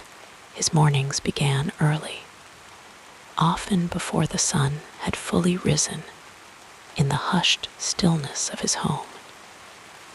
He would rise from his bed, the wooden floor cool beneath his feet, and dress simply in the dim light, fastening his coat and smoothing his wig with practiced hands. Before anything else, he would kneel in prayer, offering thanks for the new day and asking for guidance in his work. Faith was not just a part of his life, it was the foundation, the baseline upon which everything else was built. After his devotions, he would make his way to the kitchen, where the scent of fresh bread and warm porridge filled the air. Breakfast was a quiet affair, a simple meal shared with his wife, Anna Magdalena, and whichever of their many children were awake and stirring, the chatter of little voices, the clink of spoons against bowls, the soft murmur of conversation. These were the sounds that accompanied the start of his day. With the meal finished, he would retreat to his workspace, a small room filled with the tools of his craft. A sturdy wooden desk stood near the window, where the morning light spilled in, illuminating the parchment spread before him. His quills, carefully sharpened, lay in a neat row beside an inkwell, the dark liquid waiting to be transformed into notes and symbols.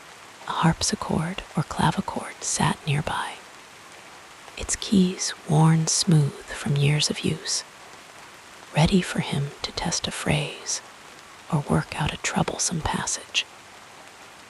Here, in this quiet corner, he would lose himself in composition for hours, his quill moving steadily across the page. The act of writing music was as natural to him as breathing, each note flowing from his mind to his hand with effortless precision. Occasionally, he would pause, lifting his head to listen, perhaps to the birds outside, or to the distant sound of children playing before returning to his work, his fingers tapping out a rhythm on the desk as he thought.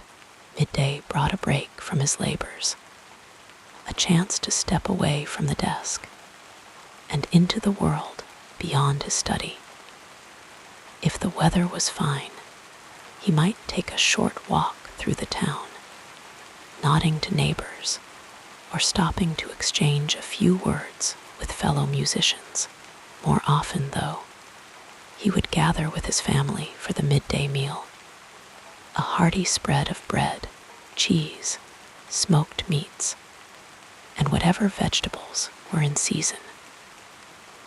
The table was lively with conversation, his children eager to share their own musical progress or the latest news from school.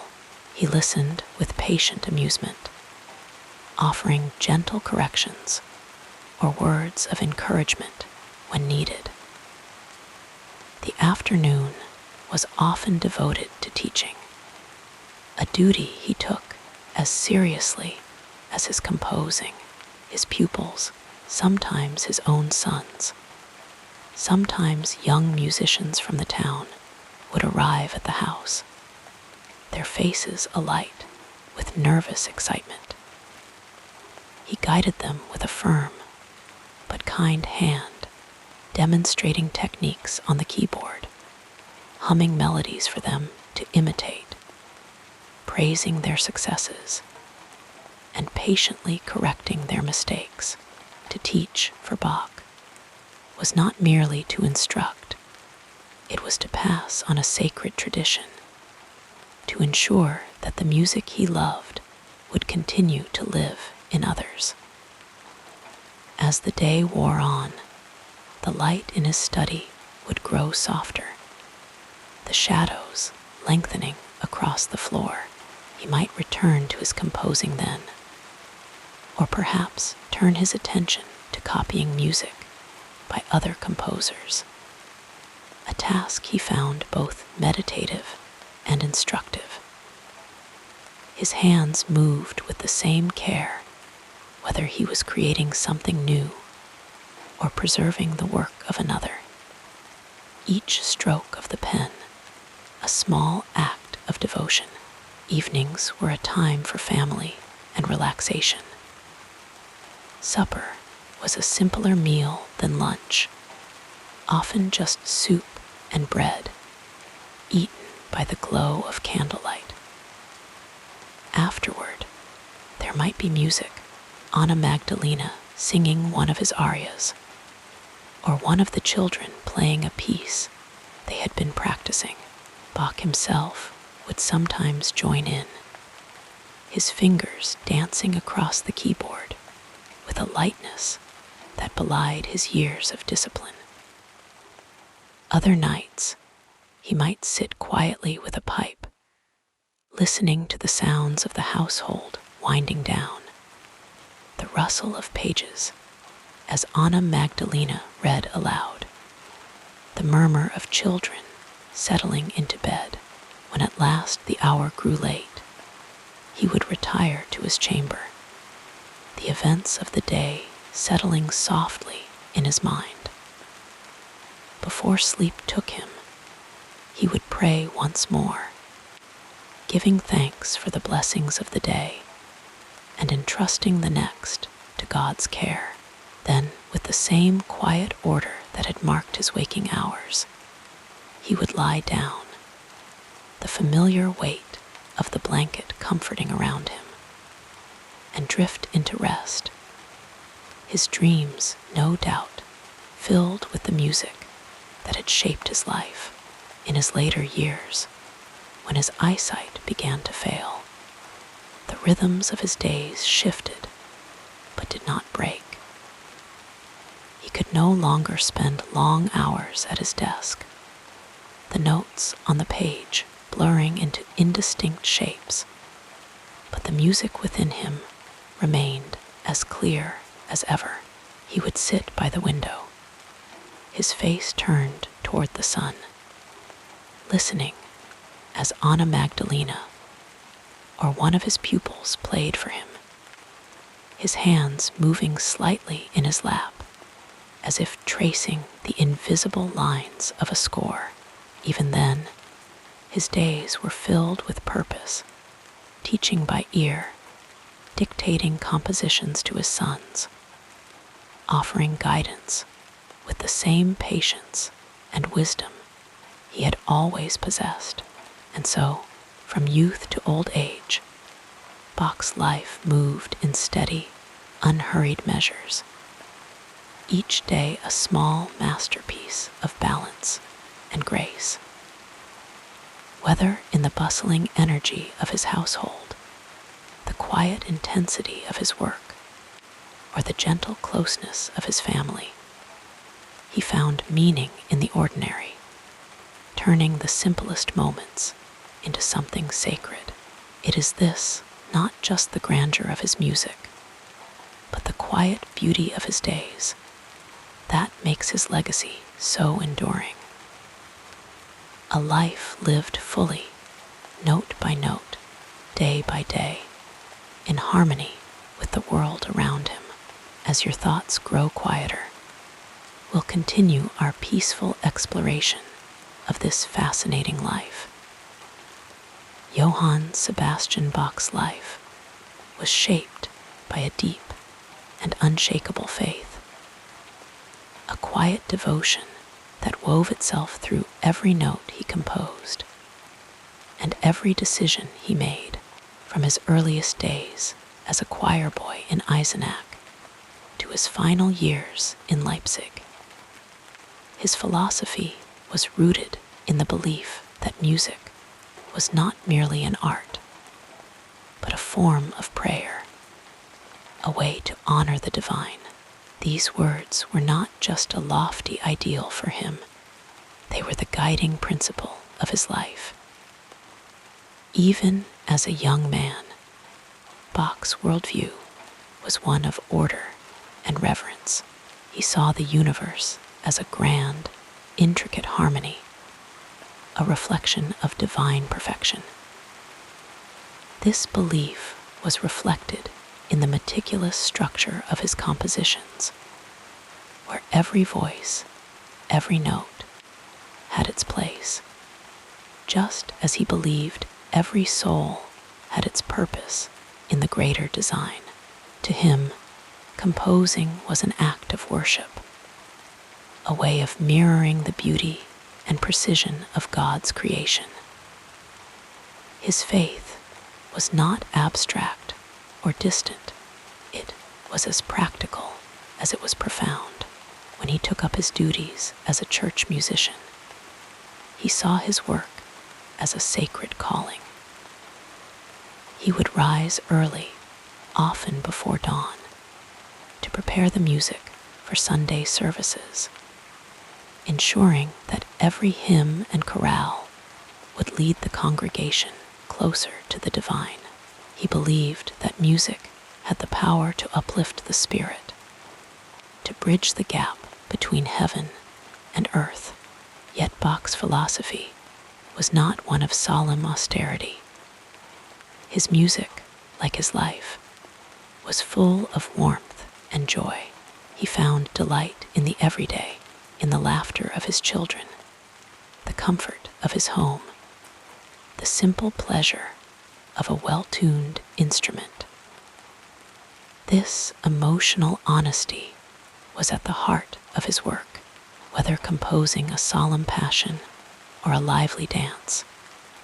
He poured his whole self into the music, trusting that sincerity would speak louder than any technical flourish. As he grew older, his beliefs deepened rather than wavered when faced with hardship, the loss of loved ones, the struggles of providing for his large family, the frustrations of dealing with difficult employers. He did not turn away from his faith, but leaned into it more fully. His letters reveal a man who saw even suffering as part of a larger divine plan. There was no bitterness in these words, only quiet acceptance and perseverance. His values were reflected not just in his music, but in the way he lived. He was a devoted husband and father, raising his children with the same discipline and love he brought to his compositions. He taught them not only the technical skills of music, but the deeper lessons of integrity, diligence, and humility. One of his sons later recalled how Bach would often say, "There's nothing remarkable about it." It was a modest way of describing genius, but it spoke to his belief that true mastery came from dedication, not mere talent. Even in his final years, when his eyesight faded and his body grew frail, his spirit remained unbroken. He continued to compose, dictating his last works to his students and family, trusting in the music that had always been his refuge. It was a fitting end for a man who had spent his life weaving his faith into every measure of his existence. Bach's philosophy was not one of grand pronouncements or dramatic gestures. It was a quiet, steadfast devotion to God, to music, to the people he loved. He believed in the power of small, consistent acts of beauty, in the sacredness of daily routine, in the idea that even the simplest melody could carry the weight of eternity. His life was a testament to the belief that true greatness lies not in seeking fame or fortune, but in serving something greater than oneself, in creating with both hands and heart. And so, as the candles burned low in his study, and the last notes of the day faded into silence, Bach would close his eyes, content in the knowledge that he had given his best, not for his own glory, but for the glory of the one who had given him the gift of music. His legacy is not just in the masterpieces he left behind, but in the quiet, unwavering faith that shaped them. A faith as steady and enduring as the deep, resonant bass lines that anchor his most sublime compositions. In the end, his life and his music were one and the same, a single harmonious offering, a prayer without end, with each breath becoming slower and deeper. Let us turn to another aspect of this soothing story. Johann Sebastian Bach's life, though filled with transcendent music, was not without its share of hardships and trials. From his earliest days, he faced challenges that might have discouraged a less determined soul. Yet he met each one with quiet perseverance, turning obstacles into opportunities for deeper expression. His story is not one of uninterrupted triumph, but of steady devotion of a man who, no matter the difficulty, found solace and purpose in the notes that flowed from his hands. Even as a child, Bach knew loss. By the age of 9, he had already lost both his parents, leaving him and his siblings orphaned in the small town of Eisenach. The world could have seemed cold and unkind to a boy so young, but music became his refuge. He was taken in by his eldest brother, Johann Christoph, who was an organist and who nurtured the young Sebastian's growing talent. It was under his brother's roof that Bach first copied music by moonlight. So eager was he to learn that he defied the household rules to study the forbidden manuscripts hidden away in a locked cabinet.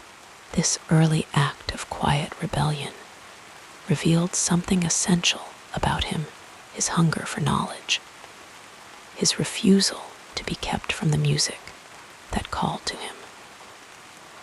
As he grew older, Bach's journey was not one of immediate recognition, though he was undoubtedly gifted.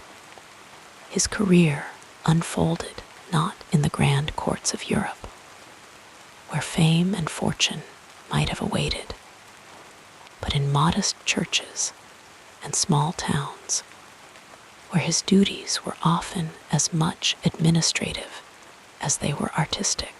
In his first major position as organist in Arnstadt, he clashed with authorities who found his improvisations too bold, too daring for the conservative tastes of the congregation. He was reprimanded for lengthening the hymns, for introducing unexpected harmonies, for playing in a way that startled rather than soothed. Yet he did not bend. Instead, he learned to navigate these tensions, to find ways to honor tradition while still pushing at its edges. One of the greatest trials of his early career came when he walked more than 200 miles to Lübeck to hear the great organist Dietrich Buxtehude perform. He was granted leave for a short journey, but so enthralled was he by Buxtehude's playing that he stayed for months, absorbing every nuance of his technique. When he returned, his employers were furious. They scolded him for his absence, but more than that, they disapproved of the new, complex flourishes he brought back with him. It was a turning point.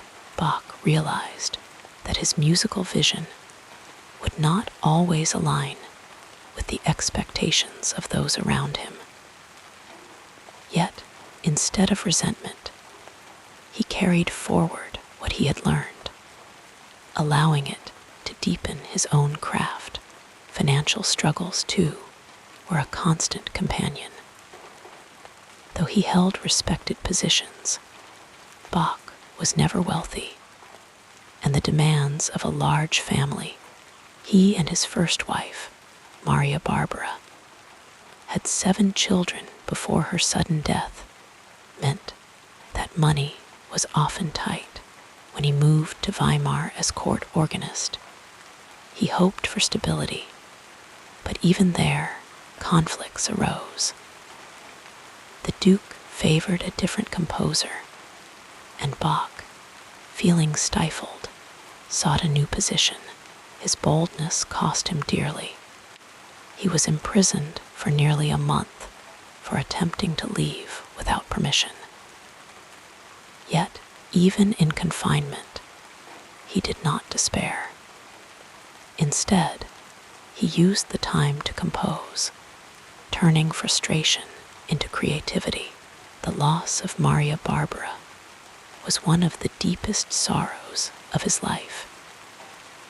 She passed away suddenly while Bach was traveling, and by the time he returned, she had already been buried. The grief was immense. Yet even in this darkness, music remained his solace. Within a year, he had married Anna Magdalena, a talented singer who would become his partner in life and art. Together, they rebuilt a home filled with music, copying scores by candlelight, raising their many children in a household where melody was as much a part of daily life as bread and warmth. In Leipzig, where he spent the final decades of his career, Bach faced perhaps his greatest professional challenges. As cantor of St. Thomas Church, he was responsible not only for composing, but for teaching, for managing rowdy choir boys, for appeasing town councils who often saw music as secondary to sermons. His employers complained that his compositions were too elaborate, that he neglected his teaching duties, that his music was not what they had envisioned. Yet here, too, Bach did not compromise. He worked tirelessly, producing some of his greatest masterpieces: the Mass in B minor, the St. Matthew Passion, not because they were demanded of him, but because he believed in their power to elevate the soul. Even in his later years, when his eyesight failed and his hands grew stiff, he did not cease creating. He dictated his final works to his students, trusting in the music that had always sustained him. And when death came, it found him not in bitterness, but in peace, whispering the words of his own chorale, a final prayer woven into the fabric of his life's work. Through every hardship, through loss, through conflict, through misunderstanding, Bach's response was not to rage against the world, but to turn inward to the music that was his constant companion. He did not seek to conquer his troubles with grand gestures, but to transform them into something beautiful, something lasting. His struggles were not erased by his genius. Rather, they shaped it, giving depth to the joy that resounds in his compositions. In the end, his life teaches us that obstacles need not break us. They can, if we let them, become the very ground from which our greatest gifts emerge. And so, as the night deepens and the world grows still, we might imagine Bach in his study, the flicker of candlelight casting shadows on the page before him. The challenges he faced were many, but they did not define him. What remains is the music, patient, enduring, a quiet testament to a life lived not in spite of difficulty, but through it, with faith as his guide and melody as his companion.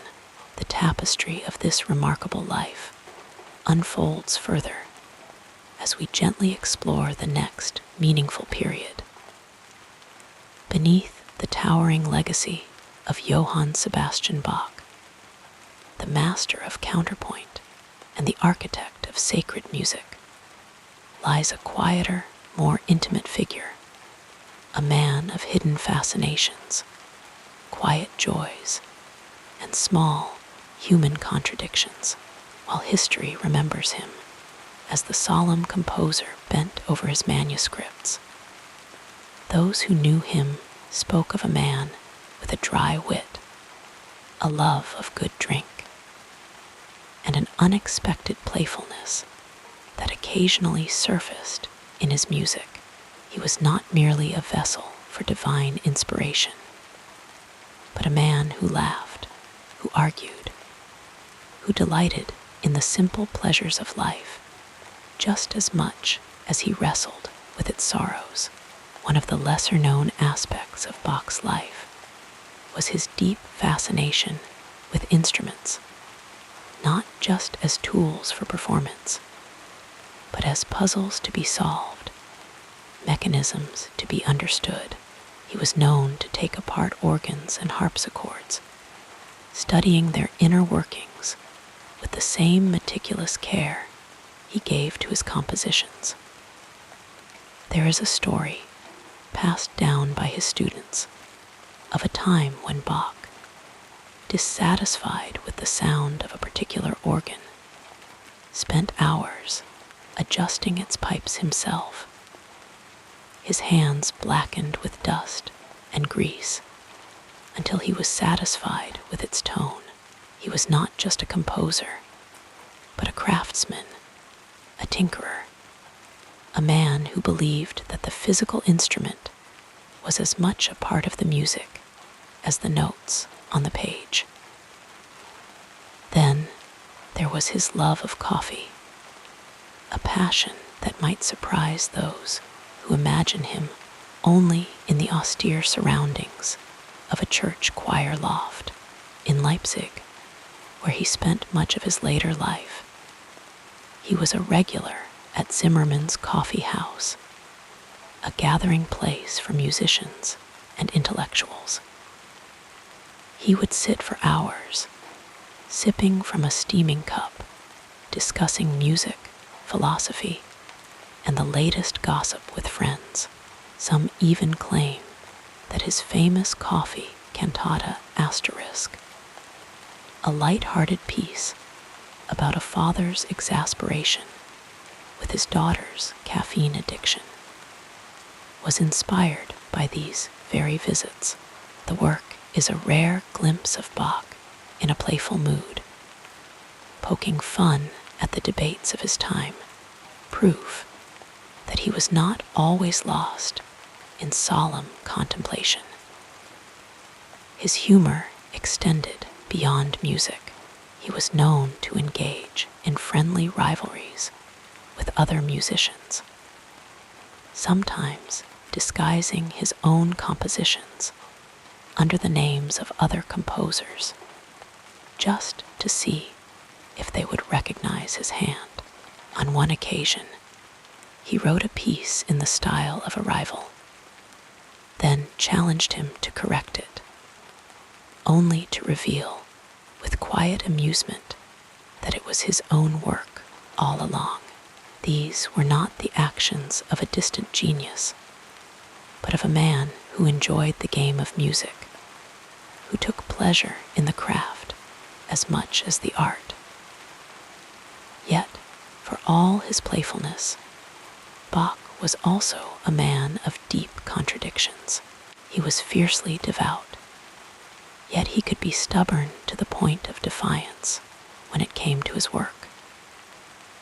Once, when a church official criticized his music for being too complex, Bach reportedly snapped back that the man should stick to his sermons and leave the music to those who understood it. He was a man of routine, rising early to compose, yet he was also capable of sudden bursts of improvisation. Some of his most dazzling works were said to have been born in the moment, spun out effortlessly at the keyboard before vanishing into the air, unrecorded. And then there were his private sorrows, the losses that shaped him in ways few outside his family truly understood. He buried 10 of his 20 children, a grief that must have weighed on him, even as he poured his faith into his sacred works. Yet he found solace in the act of creation, turning his sorrow into something that could be shared. something that could comfort others. It is said that when his first wife, Maria Barbara, died suddenly while he was away, he returned to find her already buried, with no chance to say goodbye. The pain of that moment lingered. And yet, in the years that followed, he would remarry, raise a new family, and continue to write music that was filled not with despair, but with an enduring sense of hope. Perhaps the most surprising facet of Bach's personality was his quiet love of teaching. Though he is remembered as a composer, he was also a devoted mentor, taking in students not just for money, but out of a genuine desire to pass on his knowledge. He would sit with them for hours, patiently guiding their hands on the keyboard, correcting their mistakes with a firm but gentle touch. Some of his most famous works, like the Inventions and Sinfonias Asterisk, were written not for performance, but as exercises, gifts to future generations of musicians. He believed that music was not just for the elite, but for anyone willing to learn, and he took joy in watching his students grow. In his later years, when his eyesight failed and the world grew dim, he did not retreat into silence. Instead, he dictated his final works to his son-in-law and students, his mind still teeming with melodies, even as his body weakened. And when he lay on his deathbed, it was not with regret, but with the same quiet faith that had guided him all his life.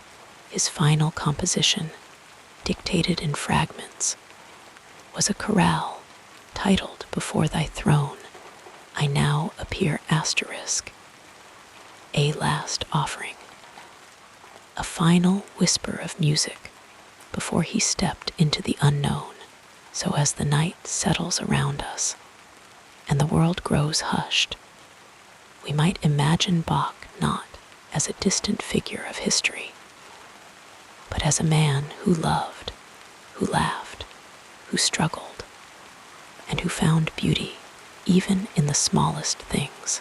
He was not just a composer, but a father, a teacher, a friend. His music endures not because it is perfect, but because it is human, woven with all the joy and sorrow of a life fully lived. And as sleep draws near, perhaps we can take comfort in knowing that even the greatest of souls were, in the end, just like us, flawed, tender, and endlessly surprising. As you settle more comfortably, our narrative flows onward like soft moonlight across still waters. To truly understand Johann Sebastian Bach, we must first step back into the world he inhabited, a world of flickering candlelight, of cobblestone streets, of church bells ringing across quiet German towns. He was born in 1685 in the small town of Eisenach, nestled in the heart of Thuringia. This was a time when Europe was slowly emerging from the shadows of the 30 Years' War, a conflict that had left the land scarred and weary. The peace that followed was fragile, and life moved at the unhurried pace of an agricultural society, where the rhythms of the seasons dictated the rhythms of daily existence. Bach's world was one of deep religious devotion, where the Lutheran faith shaped not just spiritual life, but music, art, and education. The church was the beating heart of every community, and music was its voice. From an early age, Bach was immersed in this sacred soundscape, singing in the choir, studying the works of earlier masters, and absorbing the rich traditions of hymnody that would later infuse his own compositions. The Lutheran chorale, with its sturdy melodies and profound theology, became the foundation upon which he built some of his greatest works. As a young man, Bach walked from town to town, seeking out masters of music to learn from, carrying little more than his curiosity and an insatiable hunger for knowledge. This was an era before railways, before the rapid exchange of ideas we take for granted today. Travel was slow, often arduous, and yet Bach walked hundreds of miles to hear the great organists of his time, to sit at their feet and absorb their wisdom. It was a world where knowledge was passed down in person, where a master's touch on the keyboard or the subtle shaping of a phrase could only be learned through patient observation. The early 18th century was also a time of great intellectual ferment. The Enlightenment was beginning to stir, with thinkers like Leibniz and Newton reshaping humanity's understanding of the universe. But Bach's music did not belong to the rational, measured world of the Enlightenment. It was something older, deeper, rooted in the mysteries of faith and the inexpressible longings of the soul. While philosophers debated reason and science, Bach was crafting fugues and cantatas that spoke directly to the heart, weaving intricate patterns of sound that seemed to mirror the very order of creation. During Bach's lifetime, Europe was a patchwork of small states and principalities, each with its own court, its own traditions, its own musical tastes. He served as organist, then Kapellmeister, moving from Arnstadt to Mühlhausen, from Weimar to Kärnten, and finally to Leipzig, where he spent the last decades of his life as cantor of the Thomaskirche. Each position brought new challenges, new expectations. In Weimar, he composed some of his most brilliant organ works, while in Kärnten, freed from the demands of church music, he turned to instrumental masterpieces like the Brandenburg concertos and the Well-Tempered Clavier. Leipzig, where he settled in 1723, was a bustling university town, a center of trade and learning. Here, Bach was responsible not just for the music at St. Thomas Church, but for teaching the boys of the Thomasschule, shaping young minds just as earlier masters had shaped his. It was a demanding life, composing new music weekly, rehearsing choirs, overseeing performances. And yet, he found time to teach, to nurture the next generation, just as he had once been nurtured. The world outside was changing. The Baroque era, with its ornate grandeur, was giving way to the lighter, more elegant style of the classical period. But Bach remained rooted in the polyphonic traditions of the past, refining them to heights no one had yet imagined. Even as new tastes emerged, even as some dismissed his music as old-fashioned, he continued to write with unwavering conviction, creating works that would only be fully appreciated long after his death. And then there were the quieter moments, the domestic joys and sorrows that shaped him as much as the grand currents of history. He was a family man, twice married, father to 20 children, though only 10 would survive to adulthood. His first wife, Maria Barbara, died suddenly while he was away on a journey, leaving him to return to an empty house. Later, he would find happiness again with Anna Magdalena, a gifted singer who copied his manuscripts and shared his love of music. Their home was filled with song, with the sound of children practicing, with the warmth of shared creation. In his final years, as his eyesight faded and his strength waned, the world continued its relentless march forward. Empires rose and fell, wars were fought, new ideas spread across Europe. But Bach, in his quiet Leipzig study, turned inward, dictating his last compositions to those who loved him. His final chorale, "Before thy throne I now appear," was a fitting close, a humble offering, a return to the simple faith that had guided him all his life. When he died in 1750, few could have guessed how his music would endure.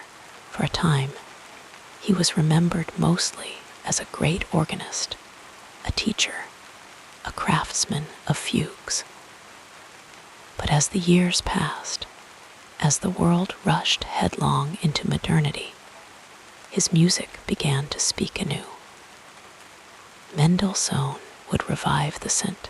Matthew Passion in the 19th century, revealing its depths to a new generation. Scholars would study his manuscripts, marveling at their precision, their beauty. And today, in concert halls and quiet rooms alike, his music still resonates, a bridge across the centuries, a reminder that even in a world of change, some things remain eternal. So as night deepens and the mind begins to drift, we might imagine Bach not as a monument, but as a man sitting at his desk, quill in hand, composing by candlelight, or kneeling in prayer in the Thomaskirche, surrounded by the voices of his choir, or teaching a young student, guiding their fingers on the keys with quiet patience. His world was different from ours, and yet, in the most essential ways, it was the same, a world of love and loss, of work and rest, of striving and surrender.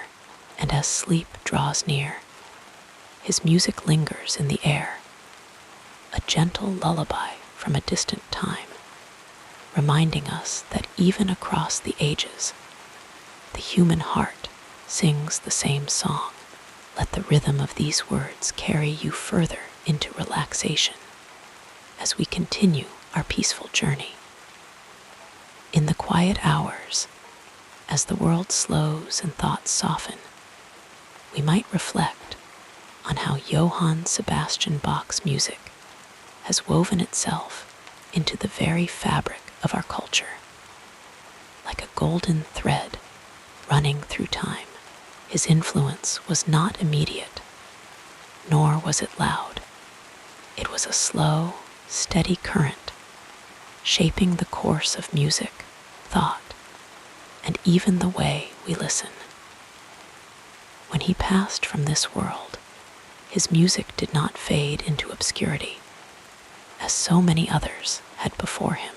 Instead, it waited patiently, like a seed beneath the soil, until the right moment to bloom anew.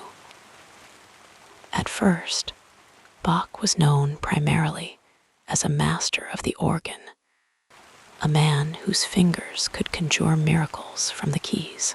His compositions were respected, but they were seen as relics of a bygone era, pieces written for the church, for solemn occasions, for the strict structures of counterpoint that had begun to fall out of fashion.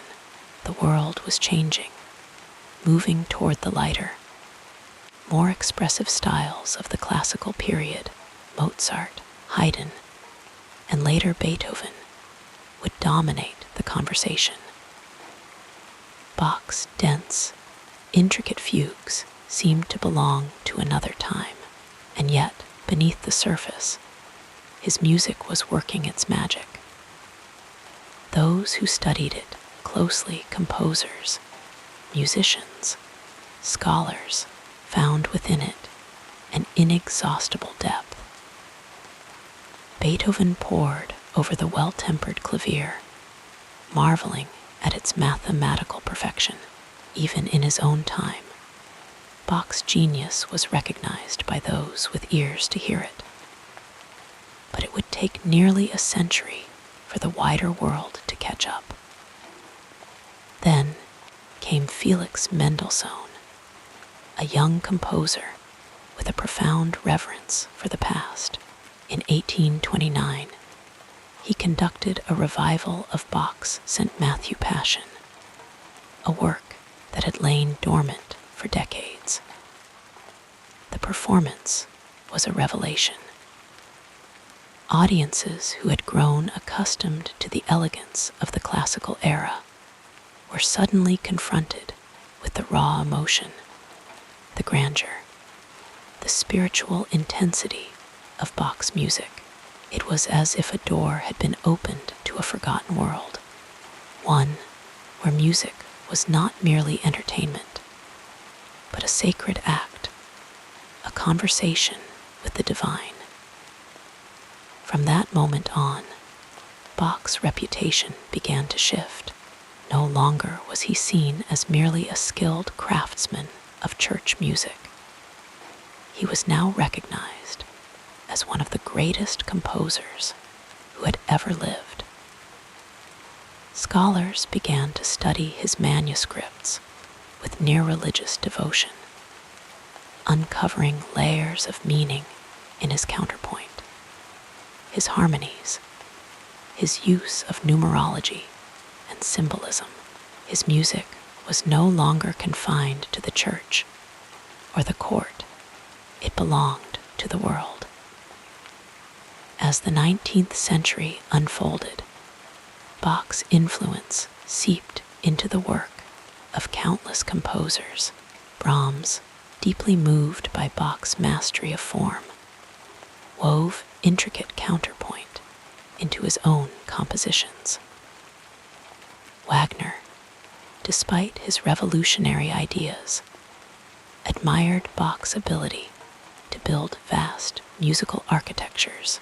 Even Chopin, whose delicate nocturnes seemed worlds apart from Bach's fugues, insisted that his students study the well-tempered clavier as the foundation of all keyboard playing. But Bach's impact was not limited to the realm of classical music. His ideas, his mathematical precision, his exploration of harmony, his fearless experimentation began to ripple outward, touching fields as diverse as mathematics, physics, and even philosophy. Scientists marveled at the way his compositions seemed to mirror the order of the universe. The same patterns found in the stars, in the structure of crystals, in the spirals of shells. In the 20th century, as the world fractured into war and chaos, Bach's music became a refuge, a place of order and beauty. Pianists like Glenn Gould brought his keyboard works to new audiences, playing them with a clarity and intensity that made them feel utterly modern. Jazz musicians, from Jacques Lausier to Keith Jarrett, found inspiration in Bach's improvisational spirit, his willingness to play with form, to bend the rules in service of something greater. Even in popular culture, his melodies began to appear in films, in advertisements, in the quiet moments of television dramas, where his music lent gravity and grace to the stories unfolding on screen. Today, Bach's presence is everywhere, though we may not always notice it. His chorales hum in the background of weddings and funerals. His cello suites accompany moments of reflection. His Brandenburg concertos dance through concert halls and coffee shops alike. Children learning piano still begin with his minuets and inventions, their small fingers tracing the same patterns that Bach wrote centuries ago. And in the stillness of night, when the world is hushed, his music returns to its original purpose, to soothe, to uplift, to remind us of something beyond ourselves. Perhaps the most remarkable thing about Bach's legacy is how it continues to grow. Each generation discovers him anew, finding in his music something that speaks directly to their time. For some, he is the ultimate craftsman, a composer whose works are like finely wrought clockwork, every piece fitting perfectly into place. For others, he is a mystic, a man who heard the voice of God in the interplay of melodies. And for still others, he is simply a companion, a presence in the background of their lives, offering comfort in moments of joy or sorrow. His music is not frozen in time. It breathes, it adapts, it speaks in 1,000 different ways. A fugue written for a church in Leipzig can become the soundtrack to a film about outer space. A saraband composed for a prince can bring tears to the eyes of a listener centuries later. Sitting alone in a quiet room, this is the magic of Bach, his ability to transcend his own time, to reach across the ages and touch something eternal in the human soul. And so, as the night deepens and the weight of the day begins to lift, we might imagine Bach's music not as a relic of the past, but as a living thing, still unfolding, still revealing its secrets. His notes float through the air like fireflies, tiny points of light in the darkness, guiding us toward rest, toward peace. The world he knew is long gone, and yet his music remains, a gentle reminder that even in the face of time's relentless march, some things endure. The same stars that shone over Leipzig in 1750 still shine tonight. The same questions of faith, of love, of meaning still linger in the heart. And Bach's music, patient and wise, continues to answer them, note by note, in a language that needs no words. So let the melodies drift over you now, like a soft breeze through an open window. Let the intricate patterns of his counterpoint lull your mind into stillness. There is no need to analyze, to understand, only to listen, to surrender to the flow of sound. Bach's music was never meant to be conquered. It was meant to be lived in, like a quiet room where the soul can rest. And as sleep draws near, his harmonies wrap around you, a cradle of sound, a promise that even in the silence of the night, you are not alone. the same music that comforted him, that lifted his prayers toward heaven, now carries you into dreams, a bridge between his world and yours, between then and now, between waking and sleep. And so, gently, the music fades, leaving only its echo in the heart, a whisper of beauty, a reminder that some things, once created, never truly end. They simply change form, passing from one generation to the next, like a story told by candlelight, or a lullaby hummed in the dark. And in that quiet exchange across the centuries, Bach's voice still speaks, soft and sure, guiding us home. With the gentleness of falling snow, we transition now to another meaningful chapter in this life story. There's something quietly magical about the small moments in Bach's life, those brief, unassuming stories that reveal the man behind the music. One such moment unfolded on a cold winter's night in 1705, when the young Bach, barely 20 years old, set off on foot to hear the great organist Dietrich Buxtehude play in Lübeck.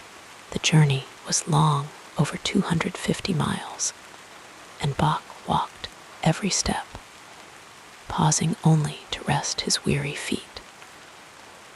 When he finally arrived, he was so captivated by Buxtehude's music that he stayed for nearly 4 months, far longer than his leave from his church position allowed.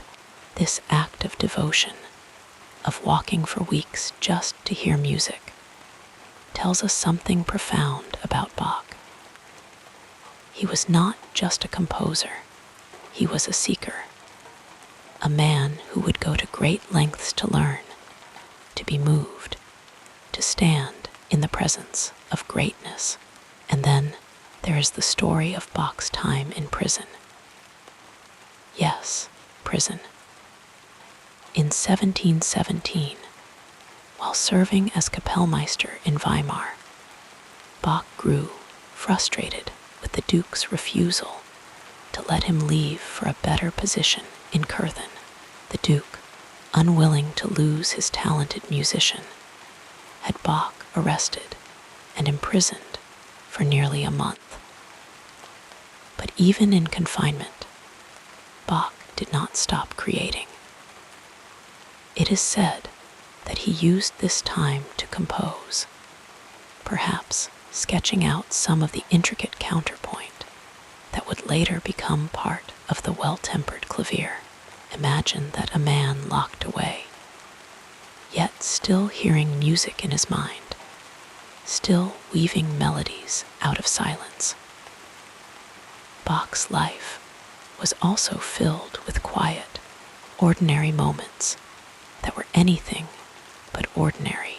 He was a family man, a father to 20 children, though only 10 would survive to adulthood. His home must have been alive with noise, children laughing, singing, practicing their instruments. Bach himself would sit at the harpsichord, improvising fugues, while his young sons watched in awe. One of them, Carl Philipp Emanuel, later recalled how his father would sometimes play for hours, lost in the music, his fingers moving as if guided by some unseen force. There is a tender story about Bach's second wife, Anna Magdalena, a gifted singer who often copied his manuscripts by hand.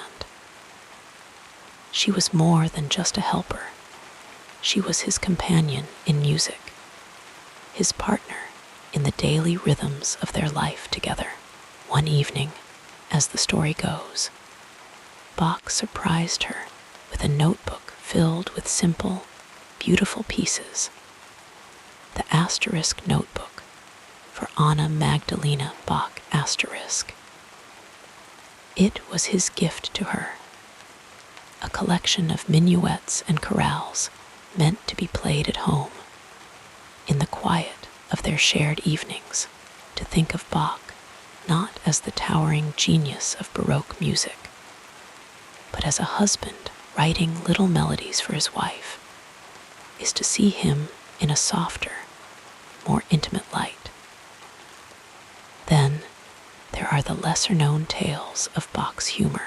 He was not the stern, serious figure we sometimes imagine. On another occasion, he disguised himself as a humble schoolteacher to test the skills of an organist who had boasted of his talents, and who could forget the time Bach met Frederick the Great. It was 1747, and Bach was in his 60s, his eyesight failing, his health beginning to wane. Yet when the king, an avid musician, summoned him to Potsdam, Bach made the journey without hesitation. Frederick presented him with a complex musical theme and challenged him to improvise a fugue on the spot. Bach did so effortlessly, then went further. He took the same theme and wove it into a 6-voice fugue, a feat so astonishing that the king and his court could only listen in stunned silence. This moment would later become the foundation of the musical offering **, one of Bach's final masterpieces. But perhaps the most touching story of all is the one about Bach's final days. By then, he was nearly blind, and his hands, once so nimble, had grown stiff. Yet even in his weakness, he dictated his last composition. "Before thy throne I now appear **, to his son-in-law. When the final notes were written, Bach whispered, 'It is finished,' and closed his eyes. There is something deeply moving about this, a man who had spent his life in devotion to music, whose very last act was to create one final offering before slipping into silence. These stories, these small glimpses into Bach's life, remind us that he was not just a composer, but a man full of passion, humor, love, and quiet determination. His music did not emerge from some distant, untouchable genius, but from the daily rhythms of his life. The long walks, the prison cell, the laughter of his children, the love of his wife. And so, as you drift toward sleep tonight, imagine Bach not as a statue from the past, but as a living presence, a man who once sat by candlelight, scribbling notes onto paper, humming melodies under his breath, just as we might do in our own quiet moments. His music was born of these small human experiences, and perhaps that is why it still speaks to us so deeply, so gently across the centuries. And now, as the night grows still, let these stories settle over you like a soft blanket.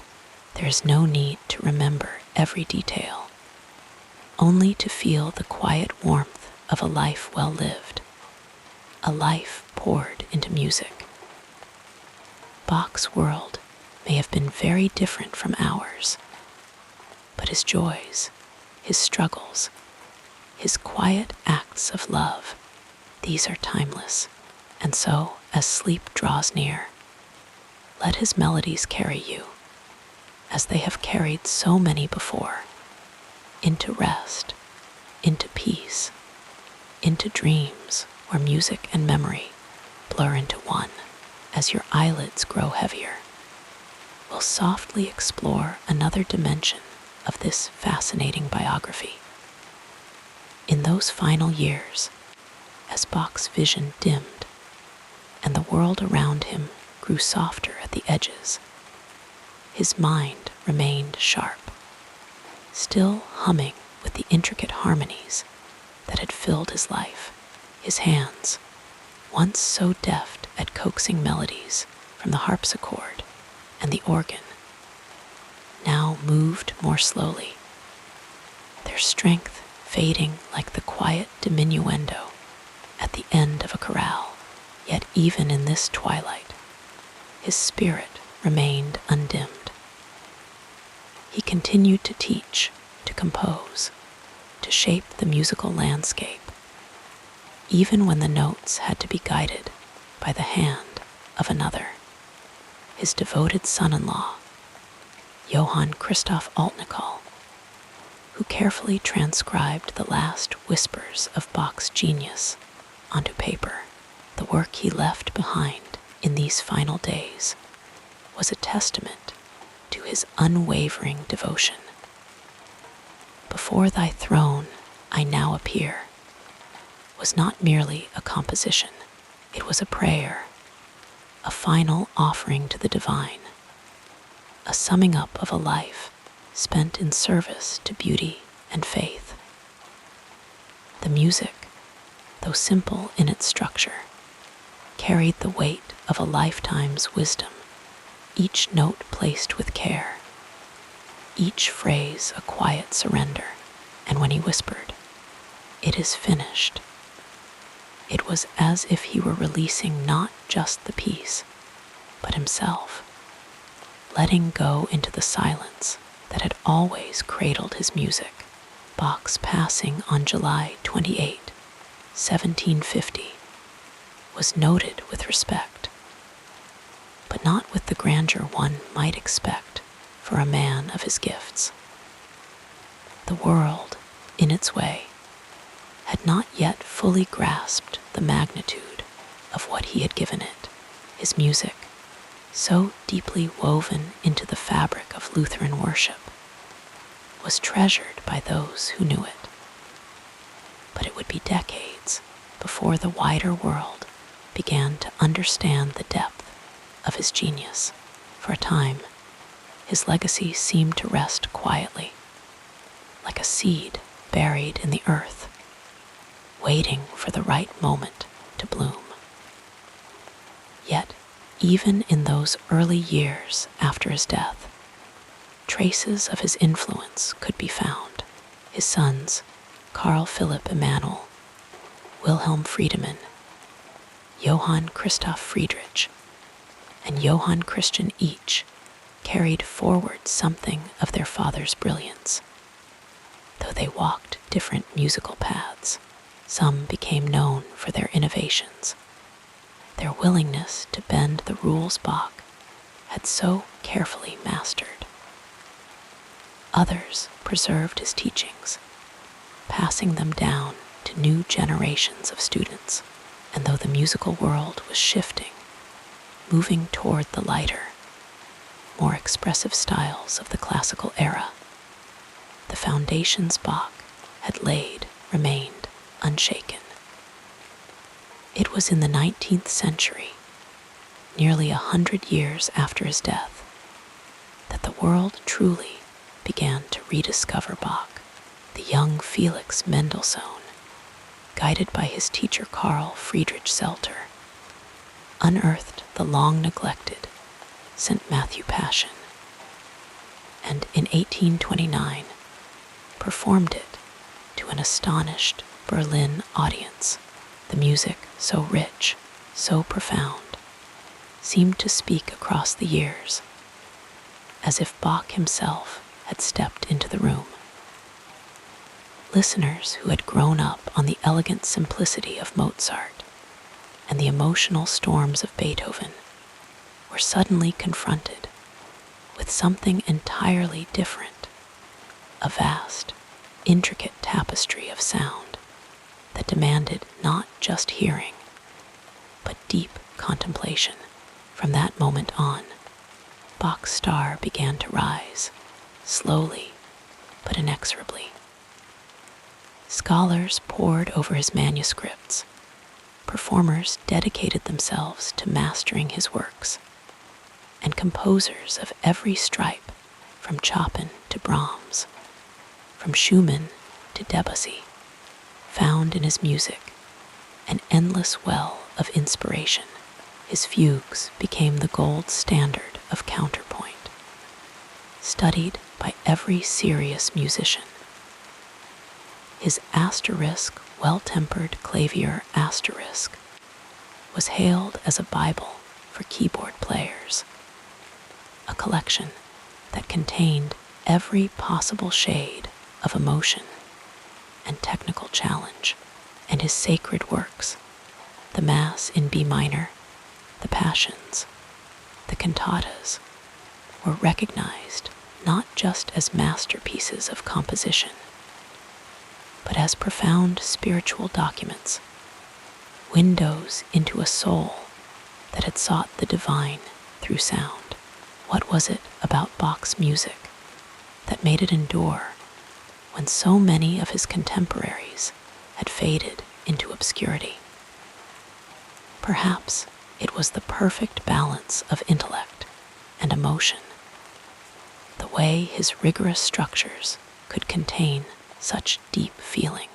Or perhaps it was the universality of his language, the way a simple chorale could speak to a peasant or a king, a believer or a skeptic. His music was not bound by time or place.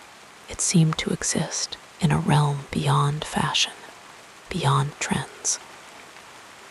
A Bach prelude written in 1720 could feel as fresh and alive in 1820, in 1920, in 2020, as it did on the day it was penned.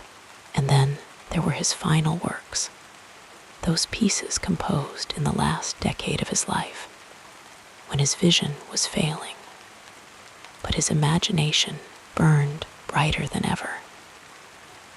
The art of Fugue Asterisk, left unfinished at his death, was a monumental exploration of a single musical idea, pushed to its absolute limits. Each variation was like a different facet of a diamond, catching the light in new and unexpected ways. The Asterisk Musical Offering Asterisk, crafted for Frederick the Great after their famous meeting, was a playful yet profound demonstration of Bach's ability to spin gold from even the most unlikely of themes. And the Mass in B minor, though assembled from earlier material, stood as a towering summation of his sacred music, a work so vast, so complete, that it seemed to contain the entire spectrum of human devotion. Even now, centuries later, the echoes of Bach's life and work can be heard in the most unexpected places. A jazz pianist improvising on one of his themes, a film score borrowing the solemn grandeur of his harmonies, a child learning the first notes of a minuet at the piano. All of them are part of the great river that flows from his legacy. His music has been played in grand cathedrals and tiny practice rooms, in concert halls and living rooms, by amateurs and virtuosos alike. It has comforted mourners, inspired lovers, and lulled countless listeners to sleep, just as it may be doing for you now. And so, as you drift closer to sleep, let yourself imagine Bach not as a distant figure from a history book, but as a man who once sat in a quiet room, his quill scratching against paper, his mind alive with melodies. Picture him teaching his children, laughing with his friends, walking the streets of Leipzig under a soft evening sky. He was, after all, only a man, one who knew joy and sorrow, who faced setbacks and triumphs, who poured his whole self into the work he loved. His music, in the end, was his truest biography. In every note, in every phrase, we hear his discipline and his passion, his faith and his doubt, his sorrow and his joy. And though he has long since slipped into silence, his voice remains as clear and as vital as it was on the day he first set pen to paper. So let that voice carry you now, gentle and steady. As the night deepens around you, there is no need to grasp at the details, no need to remember every date or title.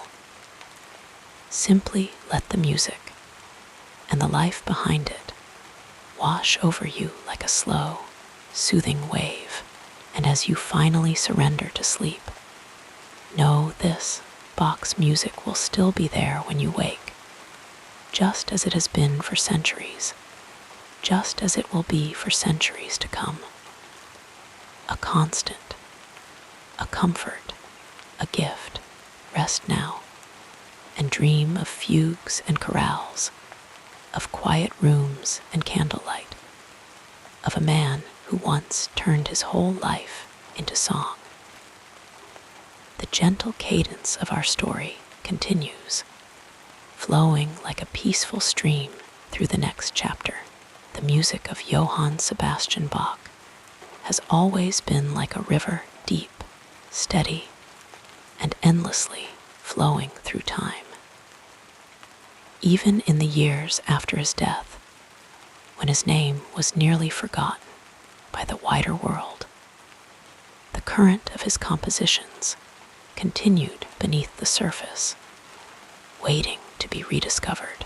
And when it was, it nourished the souls of generations to come, shaping the very landscape of music in ways he could never have imagined. Let yourself drift now, carried along by the gentle current of his legacy. Think of Felix Mendelssohn, a young composer nearly a century after Bach's time, who stumbled upon a dusty manuscript of the St. Matthew Passion. Imagine his wonder as he lifted the pages, as if uncovering buried treasure.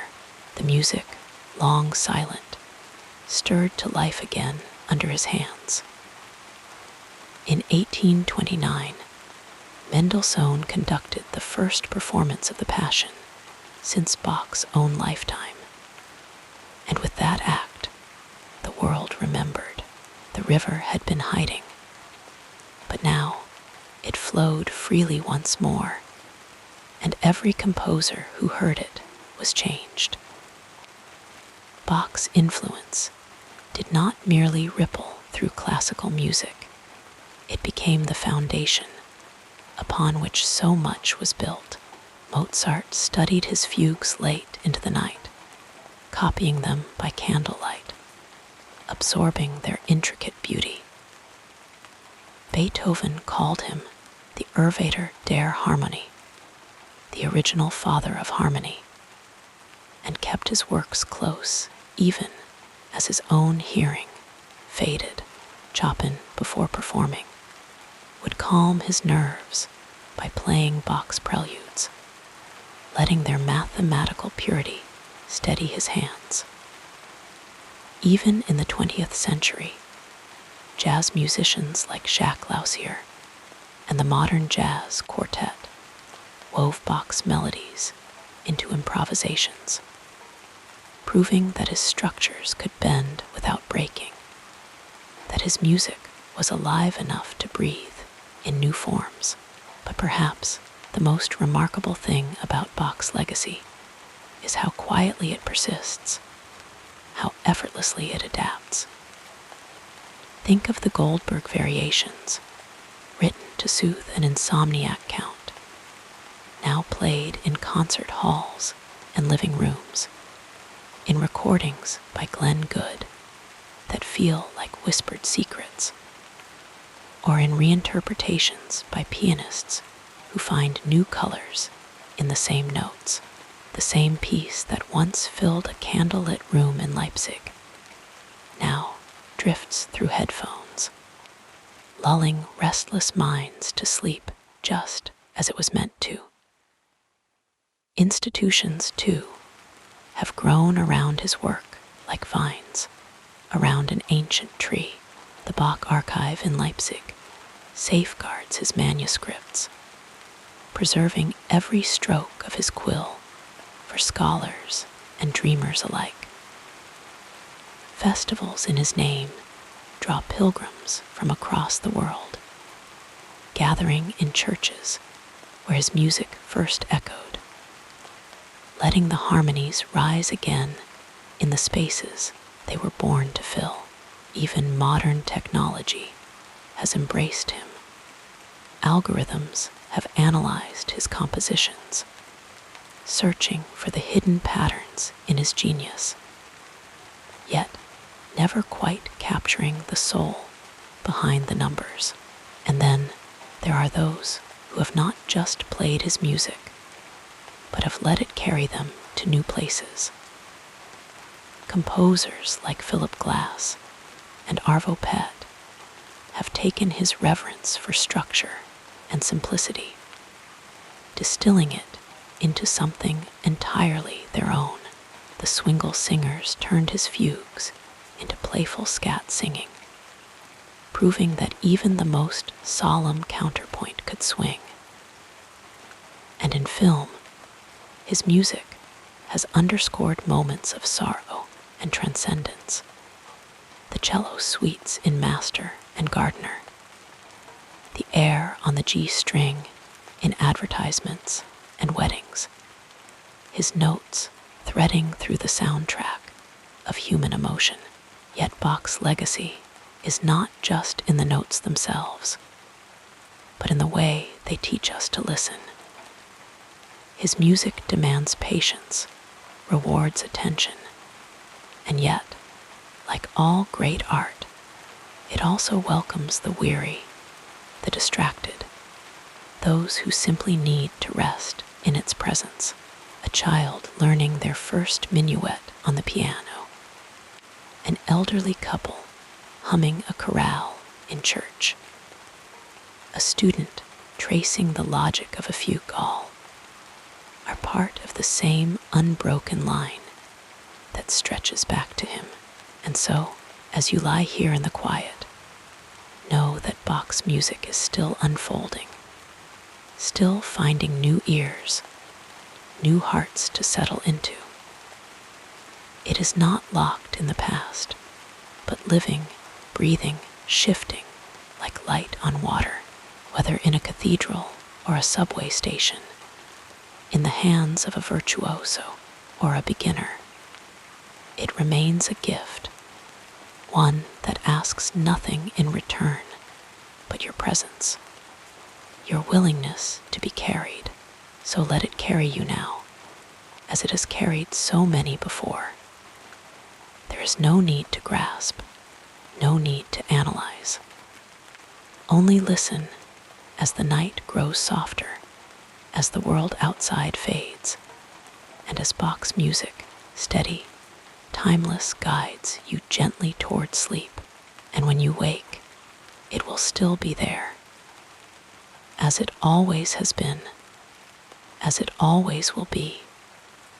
Wrapped in the comfort of these words, we'll drift together into the next part of this soothing biography.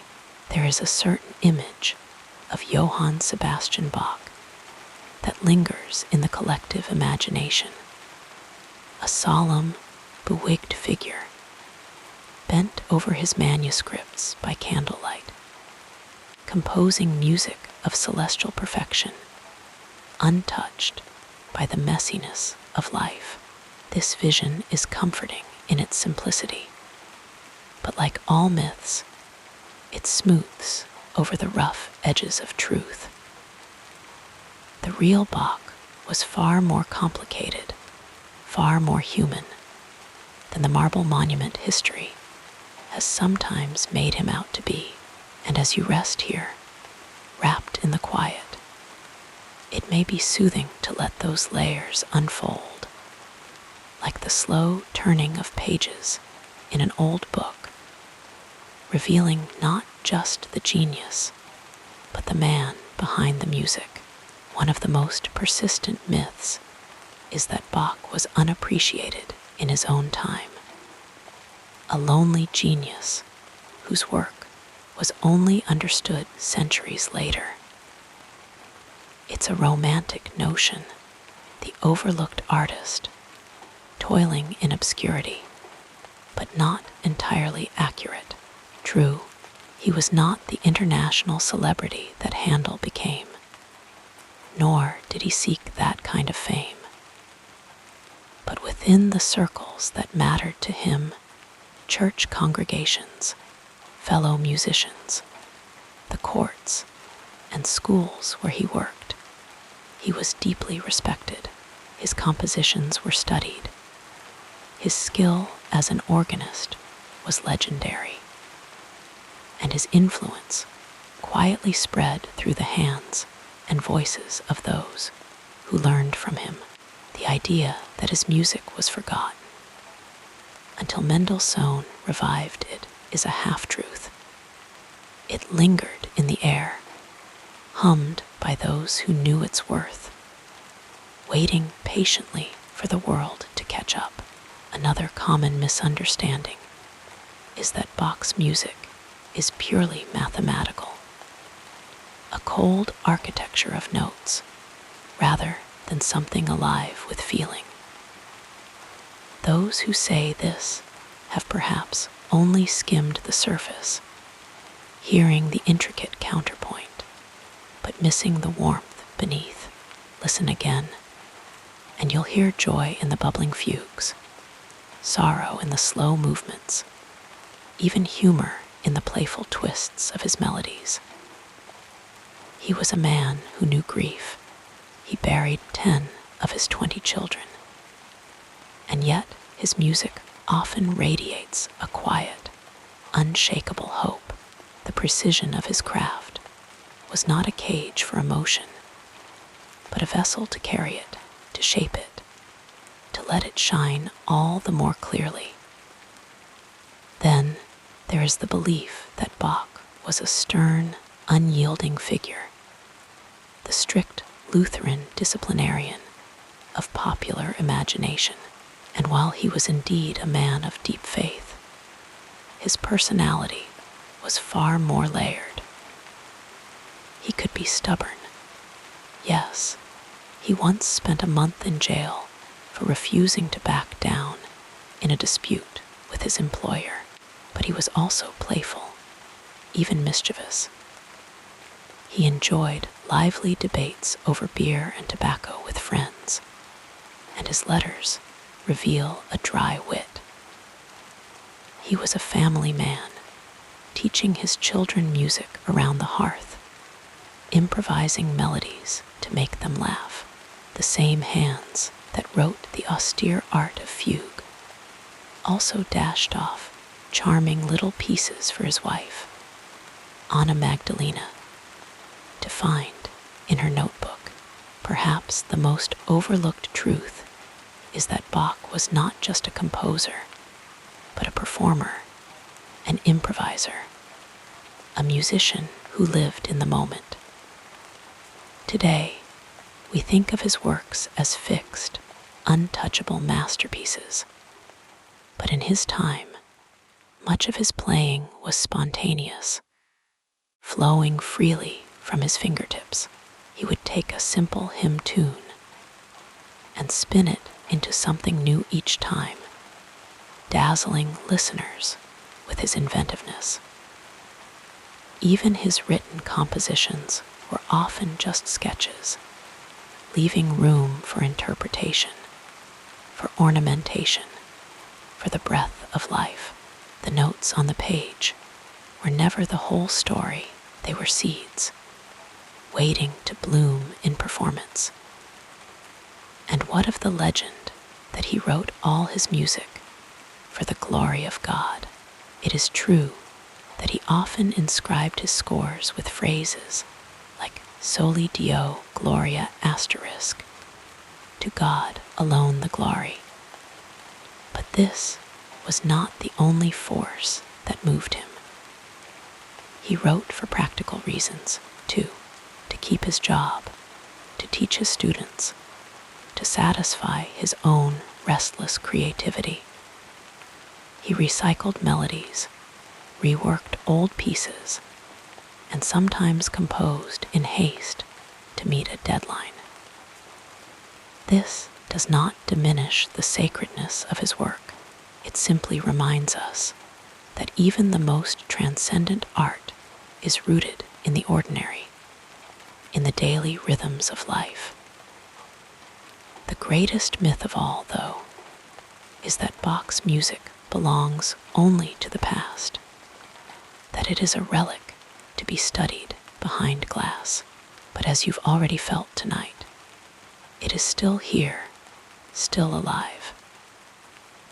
It breathes in the fingers of a pianist practicing late into the evening, in the hum of a choir warming up before dawn, in the headphones of a listener drifting off to sleep.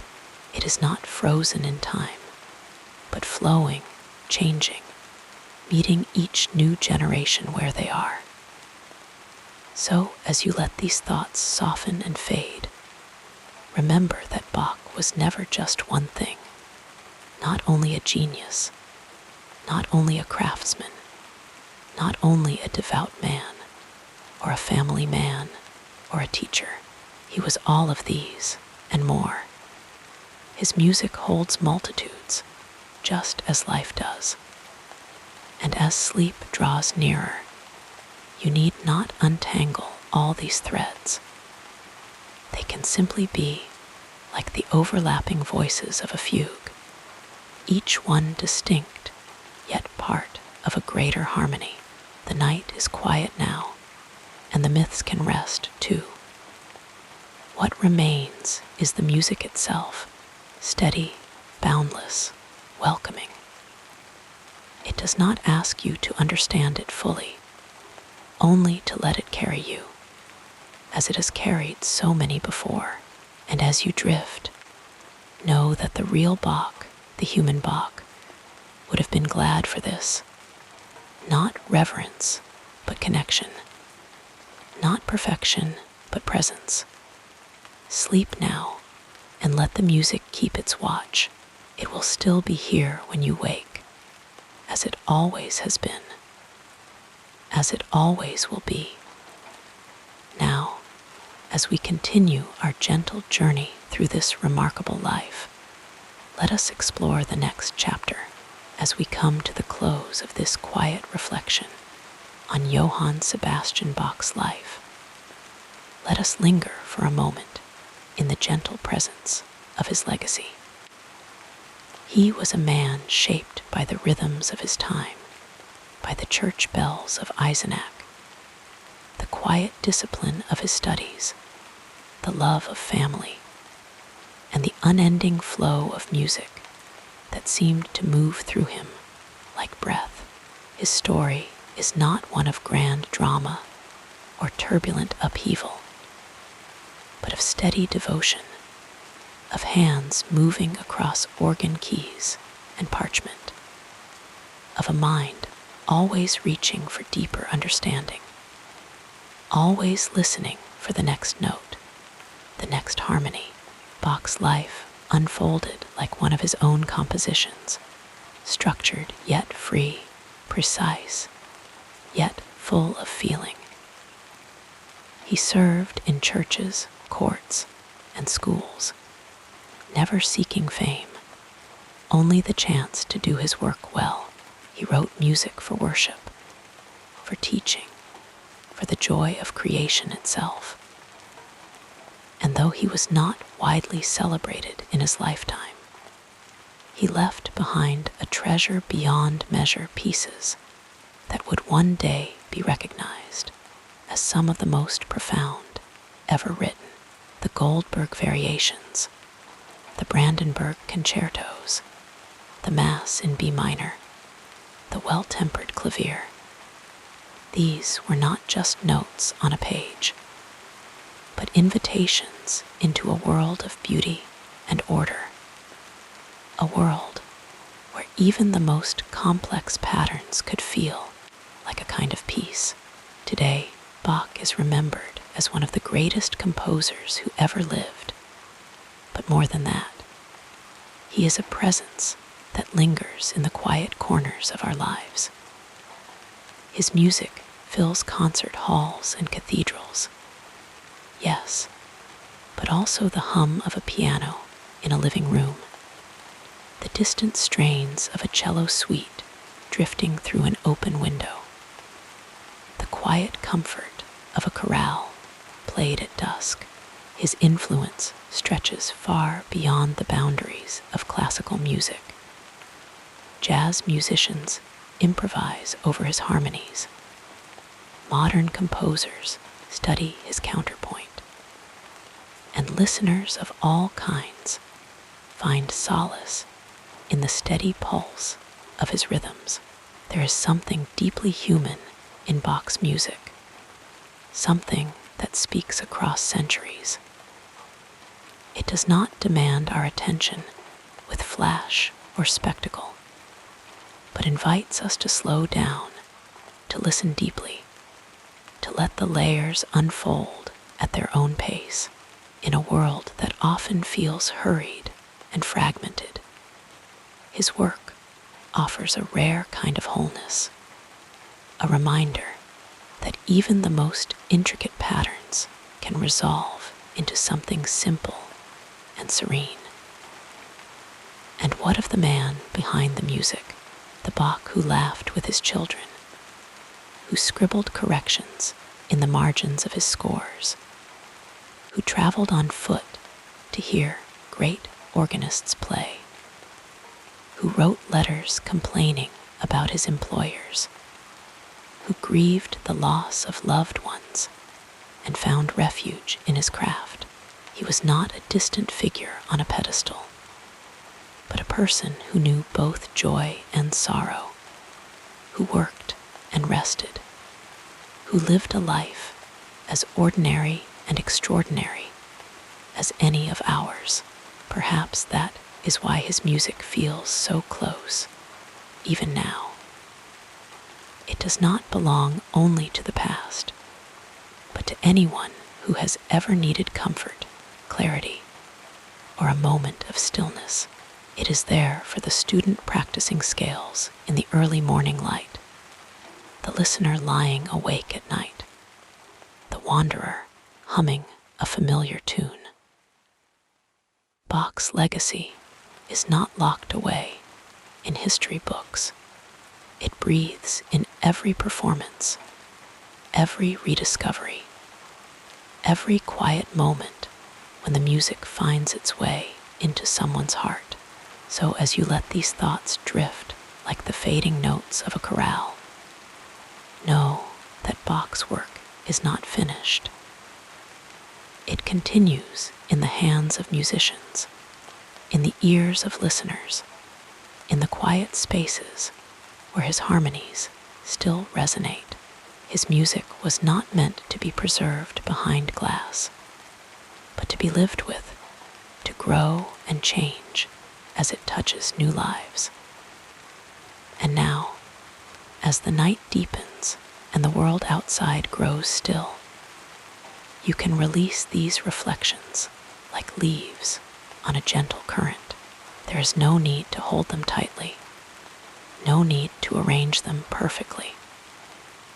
Let them simply be, as Bach's music simply is, a companion in the dark, a steady presence that asks nothing of you but to rest. Close your eyes and imagine the soft glow of candlelight on parchment, the faint sound of an organ in the distance, the quiet certainty of a melody that has lasted centuries and will last centuries more. You are part of that continuity now, just by listening, just by letting the music carry you toward sleep. Bach's world was one of faith, not just in God, but in the power of sound to order chaos, to lift the spirit, to connect us across time. And as you drift into dreams, you can trust that his music will keep its watch, as patient and unchanging as the stars. It will be here when you wake, as it always has been, as it always will be. Sleep now, and let the last notes linger in the air like a blessing. The night is gentle, and all is well.